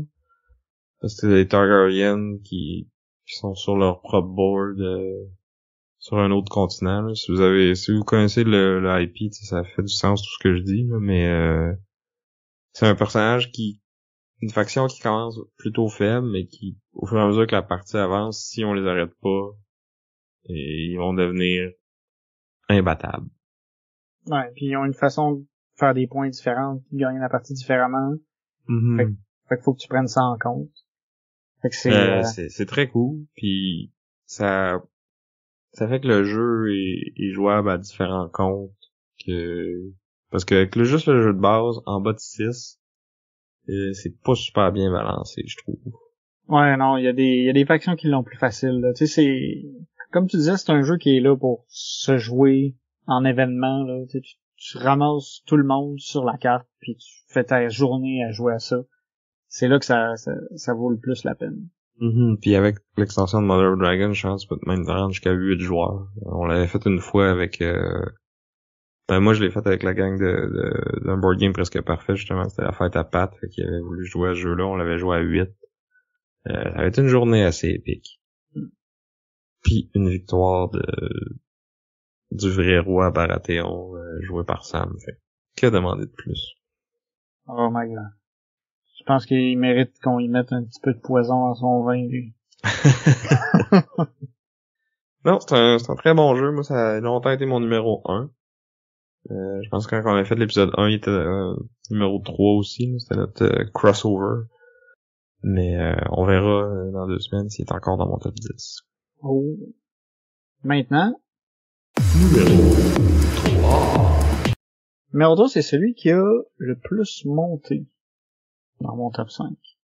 C'est là où je dis que, tu sais, c'est pas un jeu ultra complexe. C'est pas le super gros événement. C'est un jeu que je peux jouer tout seul, puis je vais avoir beaucoup de fun. C'est un jeu où j'ai jamais eu une game plate.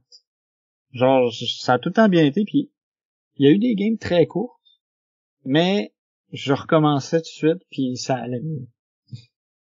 Est-ce que c'est un jeu où tu peux mourir? C'est un jeu où tu peux mourir. Où la mort pourrait mourir? Je dirais même plus que la mort peut mourir. C'est le jeu Cthulhu Death May Die, paru en 2019, designé par Rob Daviau et Eric Lang, publié par Simon. Fait que Cthulhu Death May Die, c'est mon dungeon crawl préféré. C'est pas celui qui a les mécaniques les plus songées. C'est pas celui où tu vas te casser la tête le plus. Le jeu a vraiment une belle accélération, je trouve, quand on fait notre partie, on commence. Déjà, le setup est le fun parce que tout est modulaire. Tu choisis un scénario, tu choisis un gros monstre tentaculaire que tu veux tabasser, tu choisis tes héros, puis tu pars. C'est tout le temps différent. Tu fais du mix and match avec tous les scénarios, avec tous les dieux très anciens puis tes héros. Fait que tu mix and match tout ça comme tu veux. Il y a des milliers de possibilités d'association. Tu t'installes puis tu joues. Au début, tu roules un peu de dés, puis plus la partie avance, plus tu roules plein de dés. C'est du gros fun sans j'allais dire brainless là, ça, tu réfléchis pas, tu roules des dés. Mais j'aime beaucoup ça. Je trouve ça très satisfaisant parce que la thématique vient me chercher. Je trouve que le système de modulaire est vraiment le fun. J'ai l'impression que toutes les games que je joue sont fraîches parce que chaque épisode a sa petite twist mécanique. Chaque dieu très ancien a sa petite twist aussi. Puis en mélangeant les deux twists, ben, tu te ramasses tout le temps avec comme une espèce avec quelque chose d'un peu unique. Au niveau des personnages, je trouve que le système de progression, tu sais, il est assez simple. Tous les personnages ont comme trois habilités différentes. Ils ont 2 habilités qui font partie d'un pool commun que tous les personnages se partagent. Puis ils ont toutes une habilité qui leur est vraiment spéciale puis unique. Ils sont pas toutes balancées. C'est pas grave, c'est un co-op. C'est ça. Mais il y a des trucs vraiment cool. Puis tu sais, en fonction de la partie, tu vas décider de t'aligner vers plus un type d'habilité ou un autre en fonction de la situation. Puis le jeu, il look. Il est vraiment hot sur la table. Là. Je le trouve vraiment impressionnant. Tu sais, les monstres sont super bien faits. Les miniatures, c'est du Simon. Fait que c'est juste fait. Ça, c'est vrai. Un jour, quand je vais avoir amélioré comme il faut mes compétences de peinture, c'est sûr que je veux le peinturer, mais c'est comme mon magnum opus. Parce que j'ai vu belle mes tentacules. Là. Ouais, c'est un jeu que je pense que ça ressort quand même assez souvent. Là. Les deux, on l'a joué récemment, là, pas ensemble, mais avec Marie. Ouais. Que j'ai corrompu, en fait. Ouais, c'est vrai, elle l'a acheté à cause de toi. C'est avec sa copie qu'on a joué d'ailleurs. Ouais. Ouais, non, tu sais, c'est... Pour moi, c'est un jeu à la zombicide, là, une espèce de dungeon crawl que, tu sais, faut pas que tu fasses n'importe quoi parce que tu vas perdre. Mais en même temps, tu sais, c'est pas comme Spirit Island, mettons, que tu vas te casser vraiment beaucoup la tête à optimiser ta stratégie, là. Non, c'est ça, comme je dis, c'est pas lourd, là, tu sais, c'est léger. C'est ça, c'est un beer and pretzel, là. Ouais. Tu sais, puis il y a beaucoup de dés, fait que tu sais, il y a quand même beaucoup de hasard. Ça fait contraste avec tu sais, les autres jeux qu'il y avait qui étaient pas mal moins aléatoires. Tu sais, là, lui, il y a cette dose d'aléatoire là qui est beaucoup plus présente. Mais en même temps, tu roules tellement de dés qu'un moment donné, ça finit par Se balancer. C'est ça, tu sais. T'as des façons aussi un peu mitigées, mais tu sais, ça dépend quand même. Ça peut dépendre des dés. Tu peux perdre une partie à cause des dés. Ouais. Mais dans un jeu coop, c'est moins... Moi, en tout cas, je trouve ça moins grave que quand c'est un jeu compétitif où que là, t'es au coude à coude pendant 2 heures, puis finalement, c'est un jet de dés qui détermine qui gagne. Ouais, ça fait plus mal un peu. C'est ça. Fait que c'était... Vas-y. Ouais, on en a parlé dans notre épisode 18, les meilleurs dungeon crawl. Ouais, puis j'ai pas eu le choix, tu sais, là, il y avait la première édition, je me suis emporté, tu sais, j'ai toute la première édition. Puis là, ils ont fait une deuxième édition. Ben, j'ai tout acheté. J'étais allé en ligne. Attends, tu dis de tout, mais t'as pas le gros géant. La seule chose que j'ai pas, c'est le gros Cthulhu géant. Puis là, c'est parce que physiquement, je saurais pas où le mettre. Mais je me suis imprimé le scénario qui va avec. Fait que tu sais, j'ai joué au scénario, mais j'ai pas le gros Cthulhu parce que j'ai pas de place où le mettre. À un moment donné, je me suis dit, je l'avais vu à quelque part pas cher. Quelqu'un m'avait dit, non, c'est ça. Quelqu'un m'avait dit qu'il était pas cher à une place. Puis il m'a dit, tu le veux-tu? J'aurais pu l'acheter. Je l'ai pas fait parce que j'avais vraiment pas de place au milieu. J'ai comme, est-ce que je vais mettre ça? Genre, je vais le mettre au milieu de ma table puis je vais manger autour de lui. Je sais pas, genre. Ou sinon, il va falloir tu vas le mettre dans ton lit pis tu vas dormir avec en cuillère. Ben, c'est ça, tu sais. Puis, je pouvais pas mettre ça. je l'ai vu il y a une fois. quelqu'un qui a mis un veto là-dessus. Ouais. Ça serait, ouais. Je peux pas il pourrait pas être affiché à la vue, mettons. Puis je comprends ça. C'est pas l'élément déco le plus, qui s'ajuste le plus avec les couleurs de l'appartement. Fait qu'en tout cas. Fait que c'était, mon numéro 3. Cthulhu Death May Die. Mon numéro 2. Je pense que tu peux le connaître. Il était dans mon top 5. Et Est-ce que c'est une deuxième édition? c'est une deuxième édition. Est-ce que ce serait un endroit où on peut vivre mais qui va nous rendre fous? Non. Oh! Non, mais on pourrait y vivre. Ça ressemblerait à la Nouvelle-Zélande. Oh! Ah, c'est vrai, il était dans ton top 5, lui aussi. Ouais. Alors, un autre jeu, #Team Sam. Oui, c'est un jeu #Team Sam. C'est l'épisode 3, si je me rappelle bien. Ouais. C'était c'était un gros épisode.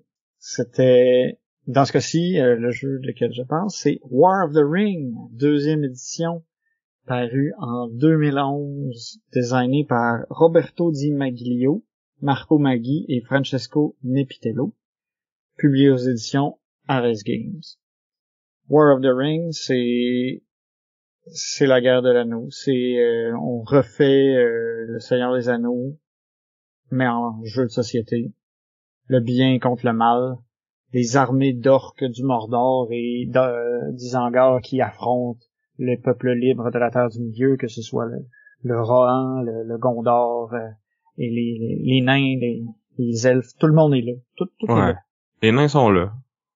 Ils vont participer à la game, c'est une autre histoire, là, mais ils sont là. Ouais. Ça arrive des fois. Des fois. Des fois, ça sont importants, mais... Ouais. Mais bon. C'est juste épique. Chaque joueur a sa faction. Dans le fond, c'est soit t'es les gentils, soit t'es les méchants. Quand t'es les gentils, ben, ta mission, c'est tout simplement de réussir à amener Frodon jusque au monde à la montagne du destin, puis de jeter l'anneau dans les flammes qui l'ont vu naître.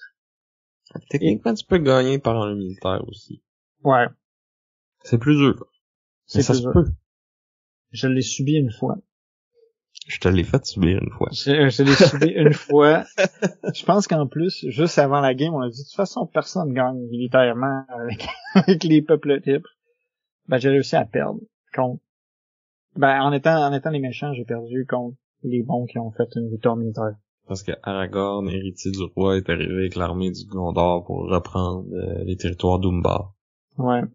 Que j'avais juste complètement négligé. Puis là, je l'ai vu tranquillement y aller, puis pogner l'autre petit terrain à côté qui disait c'est la fin. Ça avait fait mal. Mais c'est ça.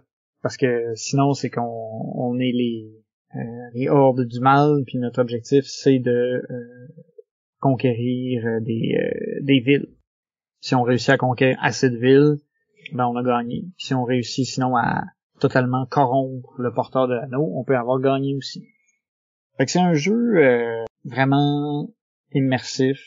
On va voir apparaître tous les personnages des livres à certains moments sous la forme de cartes, sous la forme d'événements.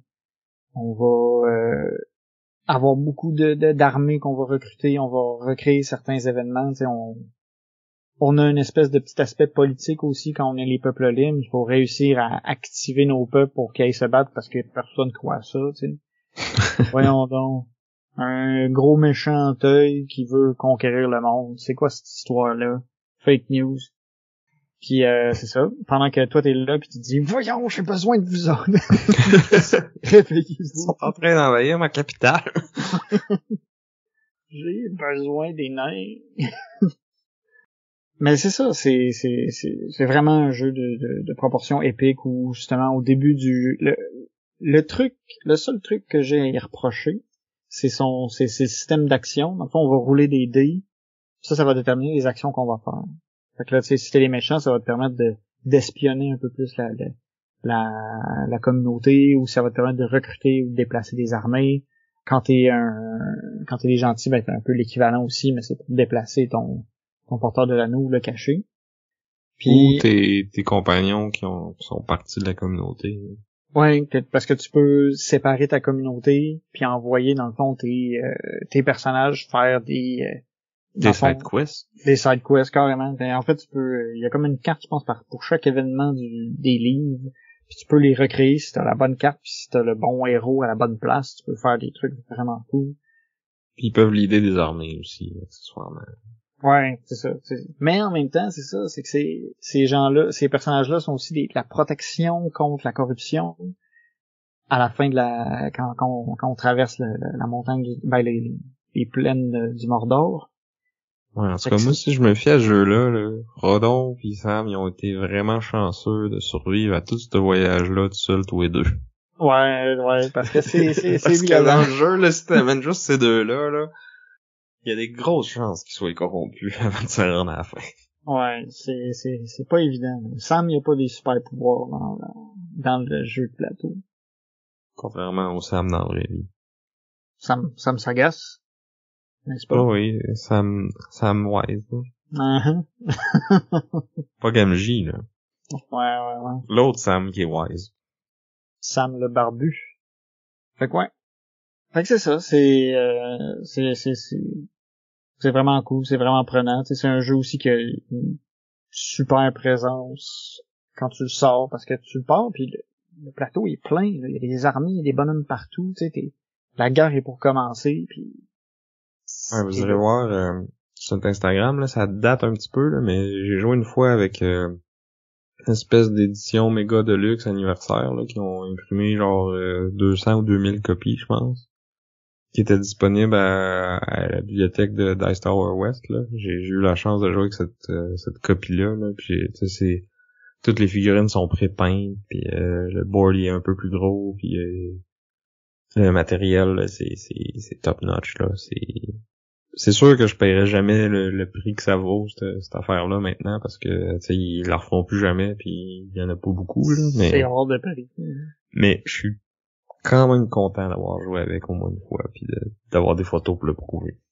Ouais, c'est quand même cool. Ça me rend un petit peu jaloux. Un petit peu. Mais On va retourner à Dice Tower West puis tu viens avec moi. juste pour ce jeu-là. Ouais. Ça me va. Fait que c'est ça. Fait que c'était mon numéro 2. C'était War of the Rings, deuxième édition. T'as pas essayé les extensions, hein? Non, même pas. Genre, Les extensions sont rendues à, je pense, la troisième est sortie cette année, même. Mais ouais, imagine. Peut-être que c'est encore mieux avec les extensions. Je l'ai même pas essayé avec, c'est mon top 2. Ouais. Mais, le jeu est tellement bon, sans que, honnêtement, je serais curieux de le faire au moins une fois. Mais, tu sais, je voudrais les essayer avant de l'acheter, tu sais. Ouais. Parce que déjà là, je sais pas qu'est-ce que je voudrais de plus.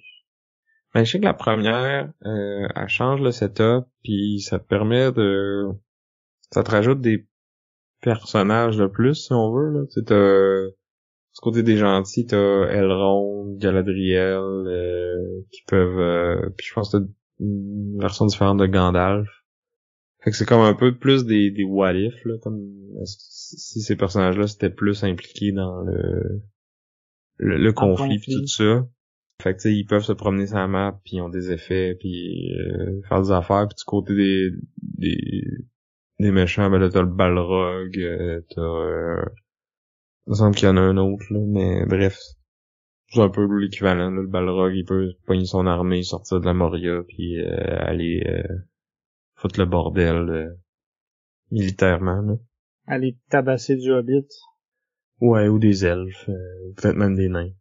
Ouais, je l'imaginais comme aller attaquer là, la comté, là, où est-ce que on va jamais dans le jeu, ou presque. Non, c'est ça.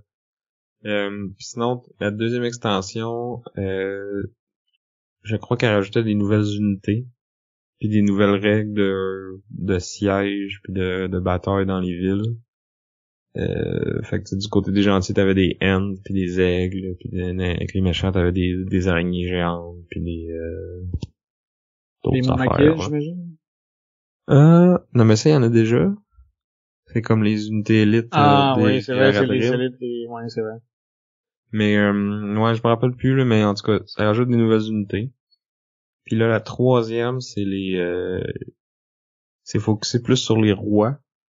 Fait que, tu sais, puis les rulers, fait que Théoden, Denethor, puis les dirigeants des autres nations. Puis là, t'as comme les deux côtés peuvent comme influencer ces personnages-là. Puis je sais pas trop comment que ça marche en fait mécaniquement. Mais c'est le peu que j'ai lu là-dessus. Mais ouais, faudrait peut-être les essayer. C'est difficile en fait, c'est que je sais pas qu'est-ce que je manque. Non, c'est sûr. Peut-être qu'il faudrait que je l'essaye un jour. Mais en même temps, on avait essayé il y a comme un scénario alternatif, là, que tu commences la partie un peu plus avancée, si tu veux, là. Au lieu de commencer après le conseil d'Elrond, tu commences après La séparation de la communauté. C'est ça. Fait que, tu commences ta communauté a déjà splitté, Boromir est mort, Ouais, ça avait été cool. Tu sais, ça faisait une partie plus petite, plus courte. Ouais, mais comme, tant qu'à jouer, là, je voudrais la full pin, là. Si j'ai moins de temps, là, je ferais un War of the Ring de card game. Ouais, mais c'est pas aussi épique, là. Mais, tu sais, tant qu'à couper court, tu sais, j'aime comment ils ont distillé ce jeu-là en jeu de cartes. Je sais que toi, t'as moins trippé dessus, là, mais Ben, l'aspect narratif est quand même là. Ben, en fait, il est un peu plus là à cause de, tu sais, les cartes c'est de road, ou en tout cas la route, là, le chemin de... Le path. Le path, le chemin, ben oui. Fait que, tu sais, c'est un peu plus... Ça relate les événements un peu plus comme ça, là. C'est moins what if, tu sais, ça reste plus fidèle un peu. Puis le fait aussi que tu peux pas jouer certaines cartes si t'es pas comme à telle place. Tu sais, ça veut rester plus proche du livre. Alors que dans War of the Ring, il y a plein d'affaires qui peuvent se passer, hein. Fait que t'es plus libre. Numéro 1. Donc, je pense qu'il y aura pas de surprise ici. Ouais. Moi, j'avais ma surprise, je m'attendais à ce que Imperial Assault soit dans ton top 10. Il était pas loin. Il était pas loin. En fait, il était top 12 Imperial Assault. C'était proche, tu sais, c'était vraiment pas facile. J'ai vraiment eu de la misère maintenant à faire mon classement. Puis à la fin, c'est ça, j'ai eu l'aide de Bob Meeble, puis je me suis dit, ça fait du sens. Mais c'est parce que... Mais je pense que celui-là, ton numéro 1, tu savais qu'il allait être là. Ouais, ça je le savais. C'était sûr maintenant. Le jeu Parce que ceux qui nous écoutent vont le savoir aussi, s'ils nous écoutent depuis longtemps, mais pour les nouveaux, là, on peut peut-être arrêter de teaser puis de dire c'est quoi. Ouais, c'est Star Wars Rebellion avec l'extension Rise of the Empire. Le jeu est paru en 2016, il a été designé par Cory Konieczka, publié par Fantasy Flight Games. C'est le jeu avec lequel j'ai le plus de fun à jouer. C'est juste malade. J'ai jamais eu une partie que j'ai pas aimée. C'est un jeu pas mal complexe. C'est la guerre entre l'Alliance rebelle et l'Empire. C'est un jeu de chat et de la souris, où l'Empire, avec son armée massive, va explorer la galaxie à la quête de la base rebelle pour pouvoir la détruire, alors que pendant ce temps-là, les rebelles doivent rester cachés, accomplir des missions secrètes pour convaincre la galaxie de se joindre à eux puis de vraiment se soulever contre l'Empire. C'est un jeu qui est sur la table et juste wow, là, tu peux pas rester insensible en regardant ce jeu-là, Sam. Tu peux pas. Non. T'as le plateau, c'est une carte de la galaxie, le plateau est très grand, en fait, c'est comme un plateau double. Deux gros plateaux collés ensemble pour faire la carte de la galaxie. Il y a plein de mini partout, des Star Destroyer, des X-Wing, des petits bonhommes, des quadripodes, des étoiles de la mort. Des étoiles de la mort, tu peux en avoir plus qu'une. Puis, il y a un gros look, mais aussi il y a beaucoup le jeu est le fun à jouer. La mécanique de base, c'est que au début de ton tour, tu as un pool de leaders. Ces leaders-là, tu dois les assigner à différentes tâches. Les tâches, ça peut être d'activer des systèmes pour pouvoir déplacer des armées, ou ça peut être de les envoyer en mission puis de réaliser des cartes. Chaque mission a comme des prérequis. Les missions, c'est comme une main de cartes. Tout le monde, on a une série de cartes qui vont toujours revenir, puis on a des cartes qui vont être jetées une fois qu'ils vont être utilisées. Puis c'est là où tu dois vraiment bâtir ta stratégie puis savoir où tu t'en vas. Fait qu'au début de ton tour, tu places tes cartes, tu sélectionnes des leaders que tu mets pour effectuer ces missions-là. Puis là, ils sont commis à ça, ils pourront pas rien faire d'autre que ça. Exactement. Fait que tu sais, si t'as dit que tu voulais aller créer une alliance avec Mon Mothma à telle planète, ben au départ, tu fais juste dire Mon Mothma va faire la diplomatie. Puis à un moment, chaque joueur, dans le fond, va s'alterner à jouer un de ses leaders pour pouvoir faire soit une des missions, soit pour activer une planète, mais s'il est sur une mission, ben il va faire cette mission-là. Tu peux toujours annuler la mission et dire OK, non, finalement je le fais pas puis reprendre ta carte. Mais tu perds ton tour. Tu perds ton tour, fait que t'as une action de moins, puis tu commences le jeu. C'est ça, tu commences le jeu, t'as 4 héros, t'as 4 actions. Fait que c'est quand même le corps de tout ton tour qui saute.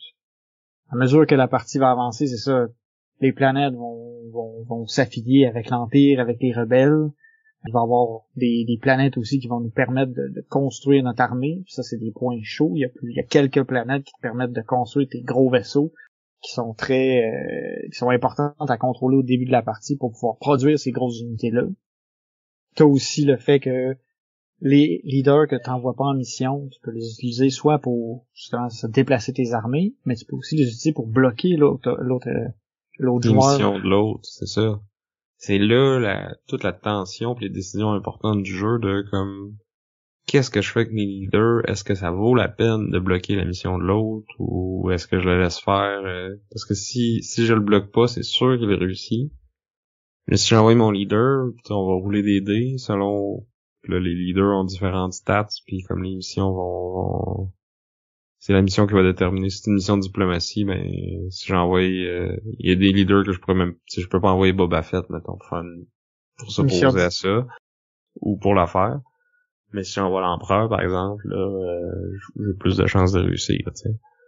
C'est ça, puis en fait, pour bloquer, c'est le bloqueur qui a priorité sur les égalités aussi. Fait que tu sais, c'est des choix des fois qui sont déchirants. Tu peux envoyer plus qu'un leader si tu veux sur une mission, mais encore pour comme essayer d'avoir plus de chances, mais tu give up 2 actions. C'est ça.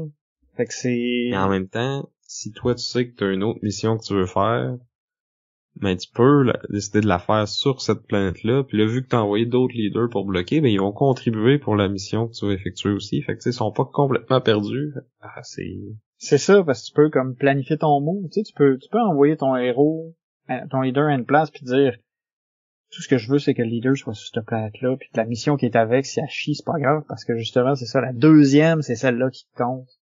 Des fois, tu veux attirer, tu veux te faire bloquer une mission parce que tu veux juste pas que tel leader de ton opposant soit dans le pool puis qu'il puisse te bloquer ton autre mission vraiment importante.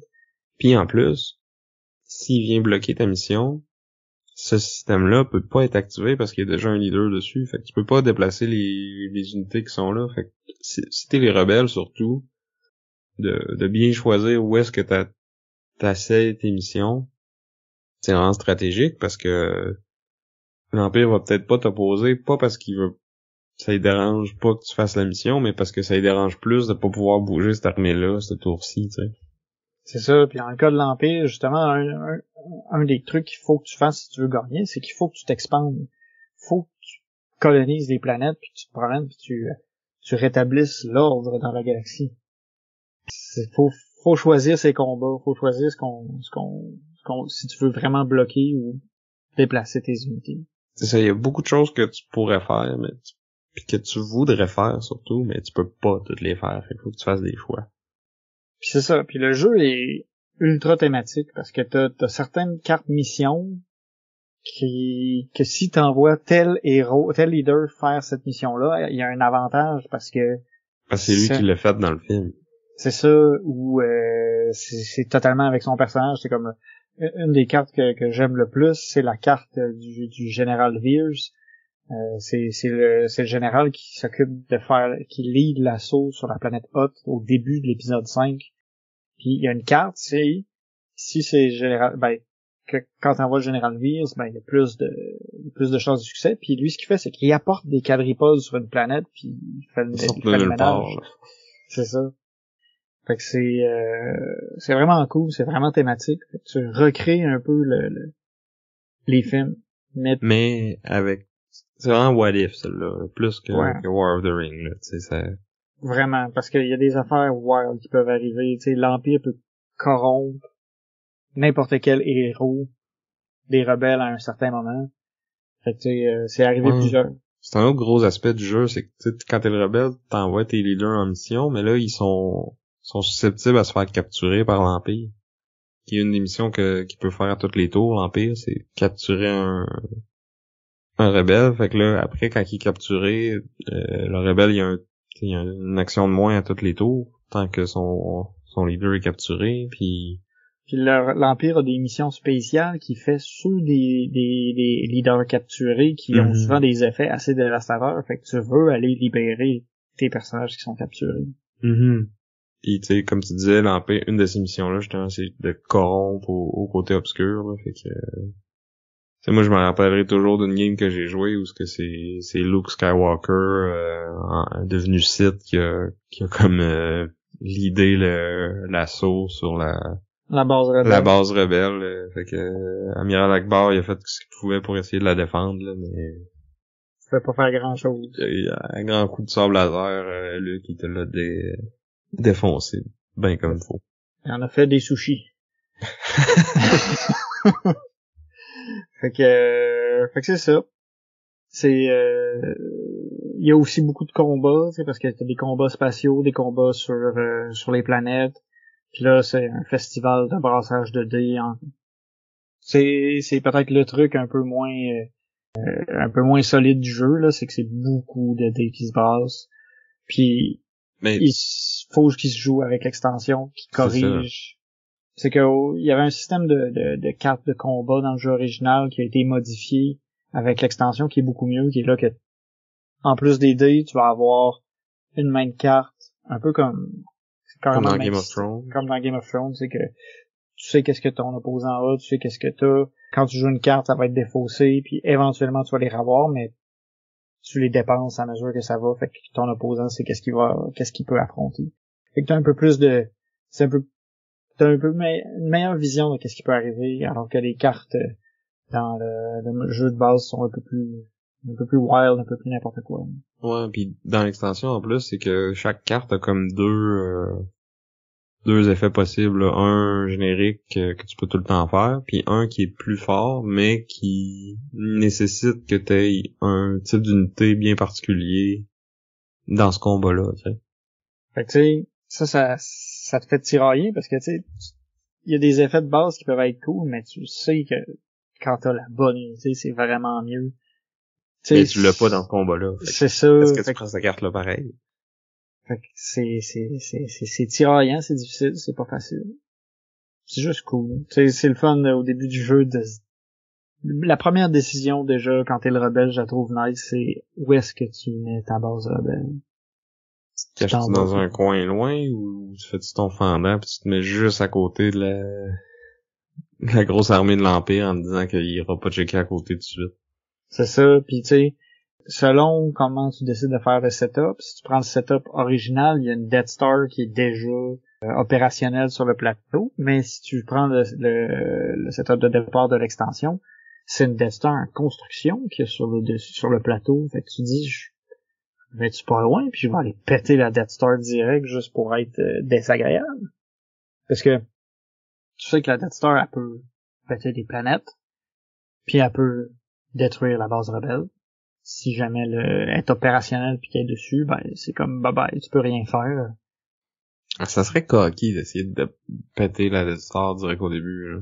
Parce que Ouais. même en construction, elle est pas facile à détruire, là, à moins que t'aies les cartes mission pour, là. Ouais, puis elle a... Que t'auras pas en début de partie. En construction, t'as pas besoin de ces cartes-là. T'as juste pas besoin, mais comme... Faut que t'aies une bonne armée, mettons. Pis que... Ouais. Faut que l'Empire l'ait pas bien protégé, là. Ouais, parce qu'en plus, c'est que, en étant en construction, t'es obligé de mettre, je pense, c'est 4 TIE Fighters dessus. Puis ça, après ça, généralement, tu vas mettre d'autres affaires en plus. Fait que, tu sais, puis elle te donne pas de points au début de la partie non plus. Tu sais, ce serait vraiment juste pour être désagréable que tu ferais ça, parce que plus tard, si tu trouves les plans, là, ça te donne des points de la détruire. Ouais.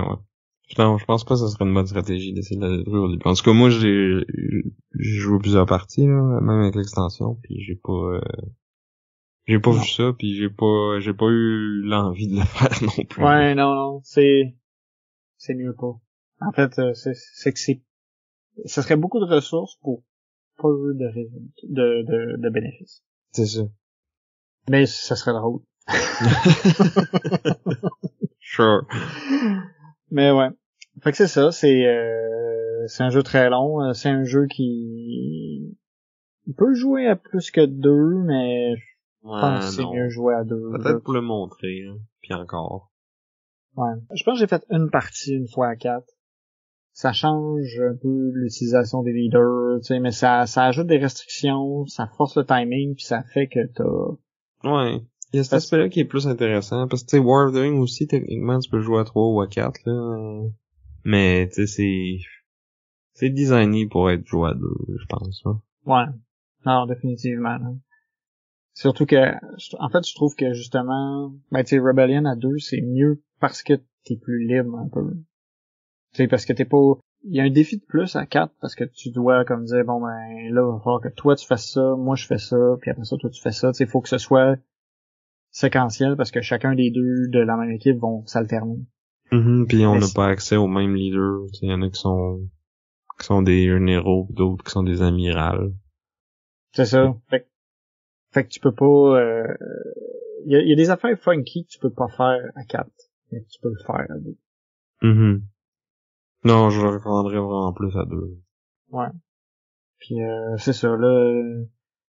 Mon top 2, c'est deux jeux qui se ressemblent beaucoup, tu sais, dans leur thématique de grosse guerre asymétrique, mais ça, puis thématique. Mais ça vient me chercher, là.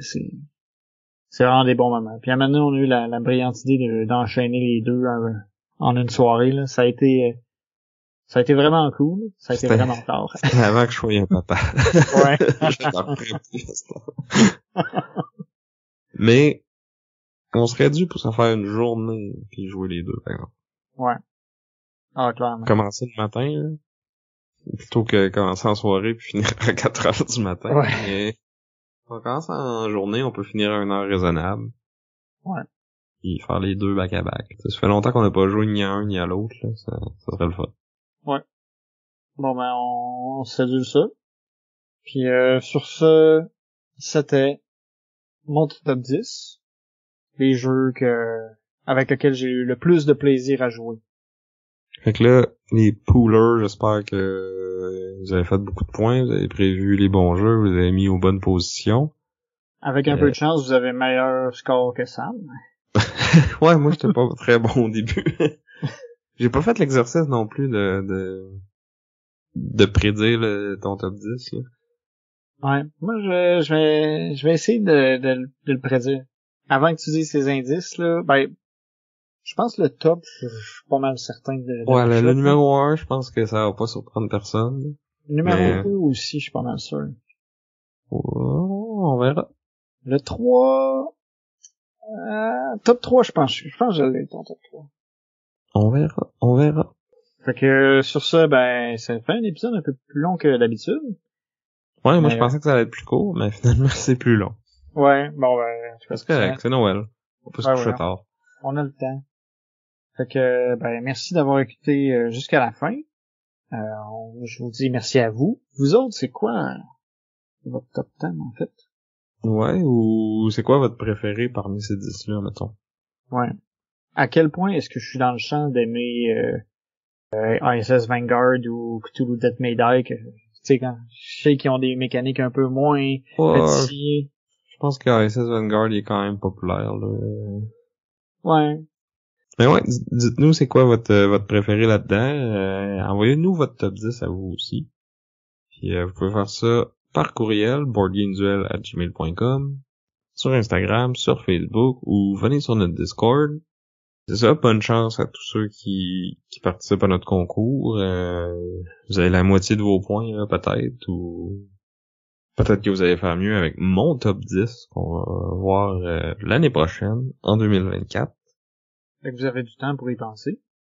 Fait que, ben ça, merci à vous, nos auditeurs, merci à nos Patreons, merci beaucoup qui nous permettent de continuer. Merci à Chrysalis pour notre chanson thème. Et sur ce, j'étais Vince. Et je suis encore Sam. Je vous dis à bleu. Bye!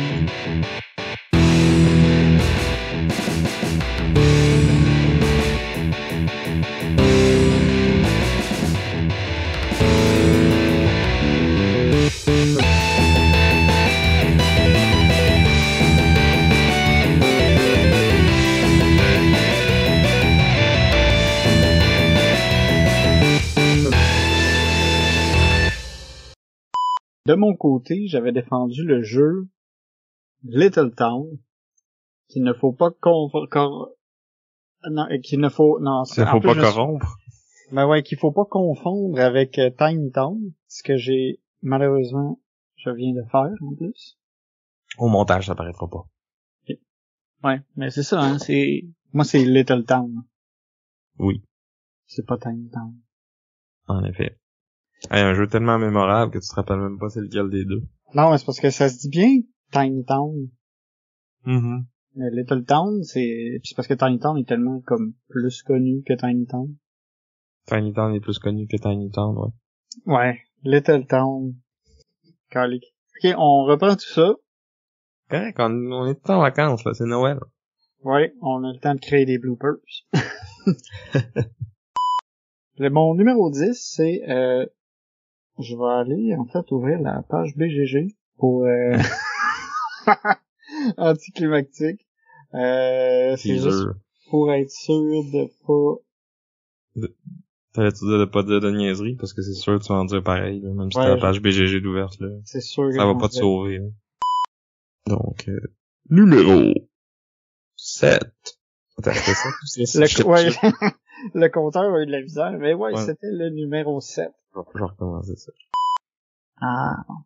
J'ai fait 12 000 fautes de frappe en essayant de taper le jeu. De taper les lettres sur le clavier.